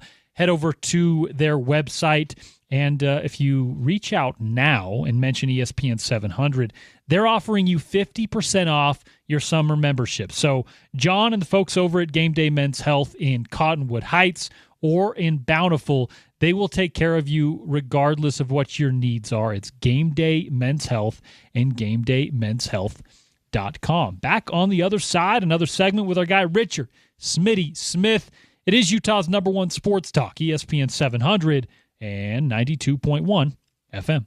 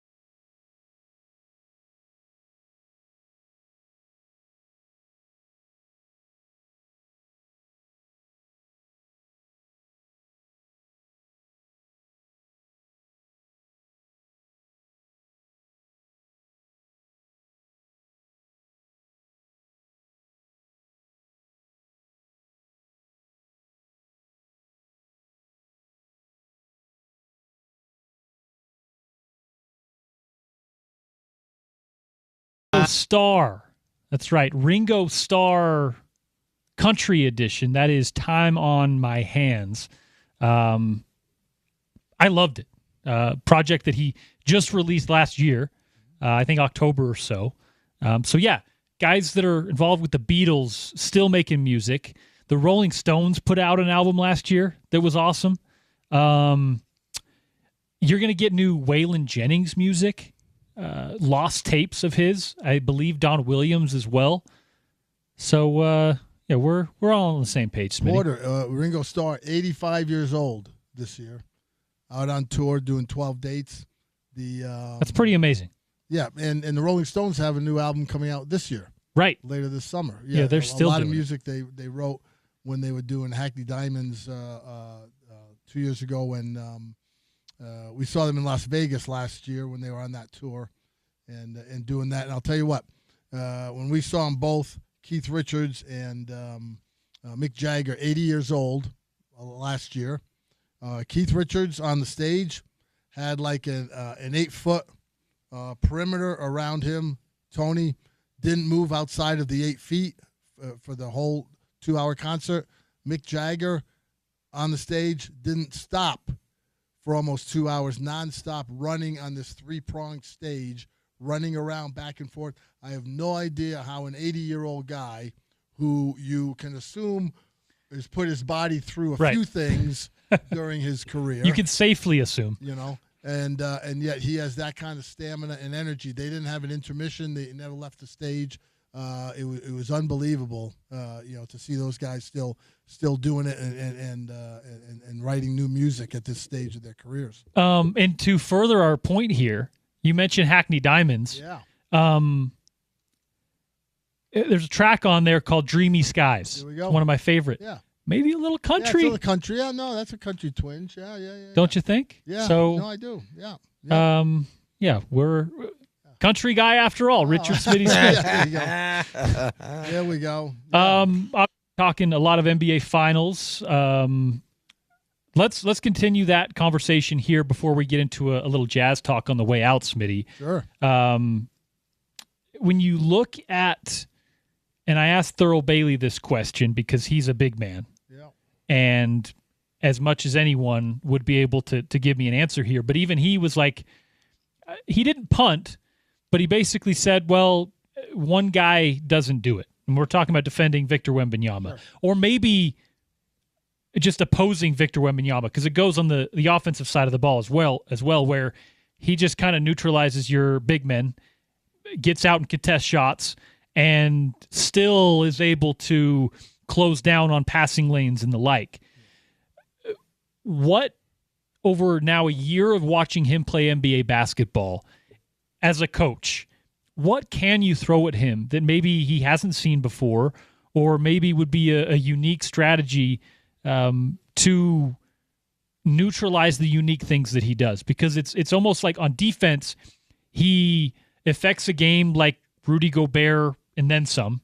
And on offense, he affects the game like Kevin Durant, but with the roll to the rim ability of Rudy Gobert. Yeah. It's genuinely absurd to watch, and I just don't know tactic-wise what you can really throw at him outside of, and this is what I love from Thurl, is he mentioned that some smaller guys have been giving him fits by just getting into his body. Right. I think that's probably, from my perspective, the one thing that I've seen bother him a little bit is when you get into him, you challenge his force of gravity, you challenge his verticality, right? And you get into his body, you make him be a physical specimen rather than allowing him to use his length to neutralize what you do. Is that how you attack Victor Wembanyama, and what else might you be able to try? Well, first of all, if I had an answer, I wouldn't say it on the radio station. I'd be selling it to the highest bidder in the NBA. If I had any idea, but with someone like Wembanyama, who's so unique and his skill set is so different, and his length, the other thing you put that together with, Porter, is that his activity level for a big guy, for a long guy, is so unique. It's guard-like. Yeah, exactly right. Big guys don't move like that. They don't have that kind of energy up and down the court, possession after possession, like he does. When he's on defense, he's always affecting what's going on because wherever you are on the court, if you have the ball, he can get to you, okay, with your one dribble. He can get off a weak side and get to you to affect something. So you're always conscious of that. On the offense, I think Thurl's probably as close as anybody could be in terms of just the idea that you have to put a body on him right away when he gets the ball. You have to get a second guy to hedge, to make him think about moving the ball, getting rid of it, and then you have to have the other guys on your defense. They have to be in concert with what you're doing with him and be able to read and react off of that to cover guys. Because when you play a defense where you get someone into him early and then you bring someone either from the weak side or a strong side guy near him to try and get the ball out of his hands, somebody's going to be open for a moment. Your other teammates have to recognize that. They have to react. They have to get in front of guys and be able to play off that. Getting the ball out of his hands is probably the best tactic. How do you do that to be effective? How do you do it where a guy who's 7'3", 7'4", with his length can just see over guys and find the open guy quickly? And if his teammates are not sleeping off the ball, they're going to dive to the rim or dive down the lane. He's going to hit somebody. They're going to be open before your defense can react. They're laying it up. So that is a tough one to deal with. We'll see a very good defensive team, one of the best in the league in OKC in this series, and we'll see what kind of strategy they come up with. But they also have two good, effective bigs who can do something with him in Hartenstein and Holmgren. So those guys, Holmgren especially, who's an agile guy himself, may be able to play something one-on-one with him defensively and be able to help somewhat neutralize what he does. That's going to be the fascinating thing because during the season, remember, they played 5 times, including a game, Tony, in the NBA Cup. Yep. And San Antonio won 4 of those 5 against OKC. So it's going to be interesting to see how this series plays out. How much does experience play into this? A team that's been there, been pushed to the limit, knows what it takes. Yeah. I never want to put too much into it, but I feel like it has to weigh some. Because those guys have been in tight games, and they've been pushed to the brink. Look, last year, Game 7. Yeah, right. Here we go. Hey, the Pacers are playing well. Hey, the guy throws out his ACL in the first quarter. You got to be kidding me. And, maybe they got lucky. Maybe they don't win that game. Who knows? Obviously, they did, and they get all the credit. But those kind of things can happen in any moment in a series, in a game. It all gets heightened now because it's the playoffs. And so your experience and your depth, Tony, which is interesting because both these teams, I think, have pretty good depth, have pretty good rotations. OKC has been through it. They've been there, done that. San Antonio is new to it. They've also got a young coach who hasn't been through that. And so, that will play something into it. But again, you're going to have a series where I think, like we just saw with the Detroit-Cleveland series, where there's going to be guys in each game who you don't expect who are going to come up and do something to help their team win. A Sam Merrill type guy or a Max Strus type guy, or it's going to be Lou Dort is going to drill 5 threes for OKC, or San Antonio is going to have one of their guys, come off the bench. Dylan Harper is going to come in and have 22 and 6 and be feeling his oats in the fourth quarter. Something like that, may influence this series as it goes on from game to game. I'll rewind a bit, not to belabor the Wemby point, but we have our resident post defender specialist in the studio, Tony Parks. Yes. So I have to ask you. I have to ask you the same kind of question. Like, when faced with that type of player, is there anything that we haven't seen before that you can throw at him, or is it just understanding he's going to get his, and you have to be reactive there? Well, I think you have to be great at all the other things that you're going to do. You have to have a myriad of different game plans. Look, you guys did the same thing with Shaq when he was at his most dominant, right? Yeah. So it's like you're not going to stop him, but tag, Foster, group of guys, Carr, whoever was the guy, Jaron Collins, whoever in that window of time was going to guard him. You understood there were certain things he was going to do that were out of your control. Yep. Now you needed to be excellent in every other facet. And I thought those Jazz teams, while their offensive numbers were incredible, and say that 98 series, defensively you had the timely plays to beat that Laker team in 97, 98, 8 out of 9 times in a postseason, even with the most dominant big man. Yeah, maybe in the history of the game. It's interesting because from a personnel standpoint, it feels and looks like, the answer to a Victor Wembanyama would be a Rudy Gobert. It would be a Manute Bol, a Yao Ming. Right, and it's just not. But it almost feels like, based on conversations I've had and watching the things that Victor struggles with, it might be more like a Ben Wallace. Shaq is a tough situation, but it feels like someone who can keep him out of the paint and make him really exude a lot of energy on the defensive end. Sure. Kind of more of a brute force than trying to outmaneuver him, because you're just not going to. Well, we're going to see in this series. It's going to be interesting. I think the guy who's going to be the pivotal guy in that regard is probably going to be the Holmgren kid, because he's got the length. He's 7 foot. He's agile. He can step out and shoot. He can get out on the floor. Yeah. He can shift. He can move his hips. So he has an ability and a length that usually Wembanyama, isn't seeing with a big guy. When he goes outside to face up, most guys his size can't keep up with him once he uses his skill and talent to put it down once or twice and make something happen going down the lane. That move he made in this Minnesota series where he got the ball at the free throw line and Rudy was up on him. He put it down between his legs once, crossed over, spin move, goes down the lane with the left hand off the glass. That's a 6'4" guard move. That's not a 7'4" big man move, okay? So when he did that, I was sitting at home watching. I just sat back on the couch. I just shook my head. I thought, that's, you can't do anything with that. So now you've got to have, as Tony's saying, you've got to have a whole group that's alive, a whole group that's not watching what's happening, but they're engaged in what's going on and helping as much as you can to try and minimize how he's going to impact the game as the game goes on, because it's going to take a concerted effort by everybody in concert with each other and working together as a group to try and figure out a way to combat that. If nothing else, get him in foul trouble, get him tired, get him on the bench. Right, that can be your answer for some star players in the league as well. I'm curious to see how in the next series, if OKC does advance, Jarrett Allen, Mitchell Robinson are both interesting players to look at and how they combat a Wemby as well. Smitty, when you look at these 4 remaining teams in the NBA playoffs, you look at what they have from a personnel standpoint, from a depth standpoint, and then you look at the Utah Jazz, where they are today, knowing the optionality they have this offseason and the fact that they have the number 2 draft pick this season.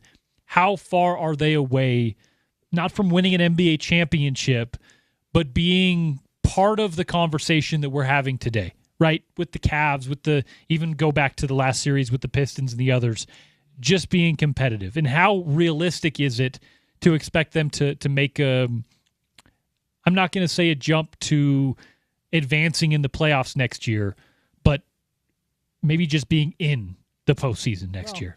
Well, you want to see some obviously some level of improvement. They've got good players. The move for Jaren Jackson, I thought was an A+. He's a real guy, and he's going to change the tone out on the floor of how they play. Now, the last couple of years, it's very hard to assess the Jazz in any reasonable fashion because they haven't played meaningful games, and they had a lot of games where they just literally were playing 10-day guys they just signed the day before who hadn't been part of anything that they were doing 24 hours earlier, and they're starting them in games. And so it hasn't been a serious approach to trying to compete and actually win games. So to say that these guys are just going to go out on the floor next year and you're going to have a front line of Markkanen and Kessler and Jackson, and then you're going to have a backcourt of, the Darren Peterson starting at point guard and Ace Bailey as your 2 guard. You're going to have the biggest starting lineup, and these guys are good players and exciting and whatever. And then you're going to have Keontae George coming off the bench as your 6-man scorer guy. Okay, it looks good on paper, but none of these guys have played together in any games that are meaningful. To Tony's point a minute ago, experience matters, and you have to be on the floor, and you have to go through some trials and tribulations to learn how to win together, how to compete night in and night out. Nobody in the West, Porter, to your point, is going anywhere at the top of the ladder. So OKC isn't going anywhere. San Antonio's not going anywhere. We'll see what Denver decides to do this year in the offseason. They're certainly a very good team. We'll see what the Lakers are going to do. The Clippers lucked into the draft pick from the Pacers, so they're going to be able to add to their group next year with a high lottery pick. And there's also other young teams that are going to be competing in the West, for those spots. So to say the Jazz are going to jump from 14 or whatever they ended up being in the West to 4, 5, 6, that's a hard get, because you have to have a lot of things go your way, not the least of which is you have to have your group come together and learn how to play together and learn how to win meaningful games night after night after night in the NBA. That's going to be, task number 1 for that group going forward. But having said that, it's an exciting group to look at. It's fun to imagine what they could potentially be down the road with some experience and those things working together.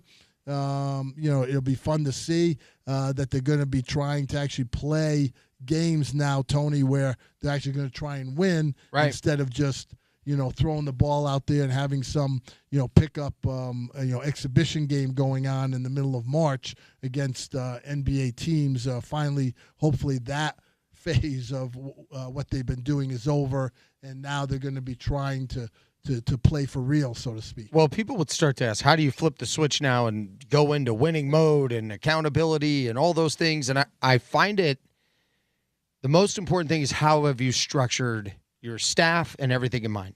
Because this past offseason, there's going to be a lot of conversation about what they were able to do. And I thought they had a great offseason in ways that nobody talked about. One, the Hardy extension was great. Because you at least as an organization, you're saying, look, it's not him. It's the way we're building this thing, and we're going to allow him the chance to go through this pain tolerance and now be the guy that shifts us from going backwards to now moving forward. The other thing they did is they hired 2 guys to be assistants who were recently the head coach of the G League team, and they were promoted to NBA assistant. Coach Morrison, Coach Woj, like there was a lot happening there, and I like the way that those 2 guys impacted the organization, and I got to see it up close. They would, in the second half of the year, their defensive improvement was immense, and the individual improvement was immense on the defensive connectivity and all of that. The number one thing I liked about those 2 guys, and it was an extension of Will because the players would tell me this, in conversation when I had a chance to connect with them, emotional trust was like number 1. They were blown away just how good these coaches were with emotional trust, genuine connection, things like that. So as you now move into, hey, defensive accountability, you move into, what it's going to take to win now. People would want to say that that's hard. Culturally, I think you actually have a lot of things in place that are good to make that a smoother transition than say what Philadelphia was trying to do in the previous chapter of this, right? Or Minnesota in some of those previous decades and things like that. This is a little more unique. Now, it's no guarantee of success, but as people say, as you now shift gears and try to go all in a different direction, how does the player's mind now get used to the same people, the same places, in a completely different era? I feel like the staff being together the way it is, the way the front office was structured, the transparency and the emotional trust, I get the sense that that could be a smoother process than what most organizations have dealt with. Yeah, well, we'll see, because what happens, Tony, is the big factor in there is when you're in the middle of it, when you're in December and January and February trying to grind out games and grind out wins. Yeah. How do those guys react to each other? How do they play in the middle of a game with each other. Mm-hmm. Who's the guy who's gonna get the shots at the end of the game that you're gonna rely on? Is that the same as what the players thinking the same thing as the coaches? You know, we always used to say we get in a tight game with a minute to go, and it's a one-possession game, and the coach draws up a play, and the players may or may not like what the play is called. And when the players would walk out on the floor and they'd get ready to line up on the floor, the players who are on the floor know who the players are. They know who the main guy is. They know who the guy is that we as a group trust more than we trust another guy. So how do all of those emotional factors from a performance standpoint come into play when you're trying to win games? That's going to be the interesting thing as the beginning of the season starts to unfold for Jazz fans, the first 20, 25 games, to see how the guys, whoever it is that's going to be on the floor, how are they playing with each other? How are they interacting with each other? How are they reacting to the fact that, we're in a tight game tonight. It's a 3-point game with 3 minutes to go. Now we got to try and figure out how to win this game. How does that stuff come together? And your point about Will Hardy, I like him as a coach. I think he works hard. I think he's well intentioned. He hasn't had any horses, and to your point, they've taken him away from him for the most part in terms of wins and losses. So I don't know how that looks until I see it in action. Fair. And so he's going to have a chance now, and he's going to have guys, I think. And that's going to be the exciting part for Jazz fans, is being able to see how that starts to come together this next year. The one thing I want to see them do similarly to the Quinn Snyder, Dennis Lindsey era, because I thought it was one of their strong suits. When it's not working and it's not going to work, move and move quickly. Mm-hmm. Ennis Cantor, Alec Burks, right? Like if it's not going to work out, and you can see it, Trey Lyles, move quickly. It's okay if you miss on occasion. Yeah. Not going to bat 1,000 to this. But I always thought that was great of Dennis Lindsey and Quinn Snyder. They weren't disrespectful about it, but when they could clearly see this wasn't going to work, they didn't try to keep fighting it and keep trying to sell it, and they didn't keep, they were okay to admit that it was a miss. You have to, and you have to be able to, because your job in those roles, Tony, is to try and figure out a way that your team can best compete in the game tomorrow night. And that's the thing that was disappointing the last couple of years, that wasn't prevalent in the way that the Jazz were running their team and their games at that time. It's frustrating for the coaching staff, frustrating for players who are there, who want to play. They want to compete. They want to do the best they can. They're trying to build careers, especially the younger guys. They're trying to show what they can do. And a lot of times they didn't have those opportunities. Right. Now, everybody's going to, is going to be on the board, so to speak. Everybody's going to be at the same starting line, and it's going to be interesting to see what the roster in full looks like come October, and what this upcoming draft yields for them, and how that can significantly impact what they're going to do next year. Well, and to piggyback off of that, you have to flip that switch and go into, we're competing now. We're trying to win basketball games now, but you also have to Tony's point, keep getting better, keep evolving, and continuing to progress. Because here's the thing, you're in the Western Conference. You look at the 4 teams left, the Knicks, the Cavs, they're built with, for the most part, a bunch of veterans, a bunch of guys that have been around the league for a little bit. You look on this other side, you got 2 of the youngest rosters in the league between San Antonio and OKC, and they are the 2 best teams in the conference. They're not going anywhere for a decade. So, yeah, you got to get better, but then you got to keep getting better, as these teams do as well. Right. The Lakers, once LeBron hangs it up, whenever that's going to be, they get to restart and rebuild around Luka. Like, there is a aspect of the West that is a little bit different when it comes to competing right now, and that is the fact that the calendar just keeps getting pushed further and further back as these teams draft well and compound assets, right? It's pretty interesting. Yeah, what you're going to see is going to be interesting because these teams are young. They're very competitive right now. The trick for those organizations is, can we keep this group that we have together for the most part, the core guys, and keep them marching in the right direction. OKC should be in this position with the other guys. They should still be here with the ending of the Harden, Durant, Westbrook group. Those guys were going to be like this iteration of OKC, 10 years ago. Yep. And they couldn't keep them together. And, because of a lot of different things. That happens with every organization. That's going to be the trick with these good young teams. Can you keep them together, and can they keep moving forward with the way they're running their organization? That's going to be the fun part. And the Jazz, hopefully, as they grow into this the next few years, may be able to be part of that conversation going forward. Smitty, thank you so much for stopping by. Hey, always good to see you guys. Always I appreciate a pleasure being invited on Country Western Day. Yes. There we go. Very good. Smart program. Look forward to it. We'll teach you more about farming next time you're here. That's Richard Smitty Smith, former Jazz assistant, long time inside of that front office and coaching staff. Always appreciate his time. He'll be back next week with Spence. Tony and I will be back on the other side to set you loose and tease the show tomorrow right here on Utah's #1 sports talk, ESPN 700, 92.1 FM.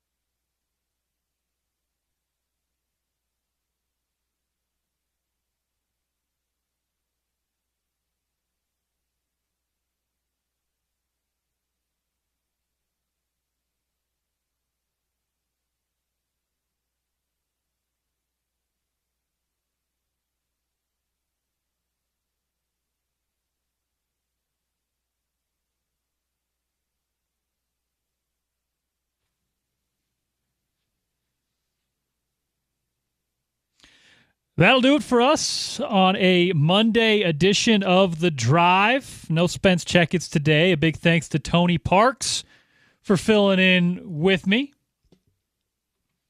Always a good time chatting with TP. We had Big T, you had me, you had George Strait, you had Smitty. Little Cadillac Cowboy Chris Ledoux on the way out. All about it, man. Shout out to our guy Darren, who is a longtime listener, a resident BYU fan who listens to the show. All right. Always loves when I play some Chris Ledoux, so I'm sending you out with that. We'll play next time. We'll play some more country music when Tony and I are in. I'm sure it'll be soon. Like you said, big thanks to Big T Thurl Bailey for stopping by the program.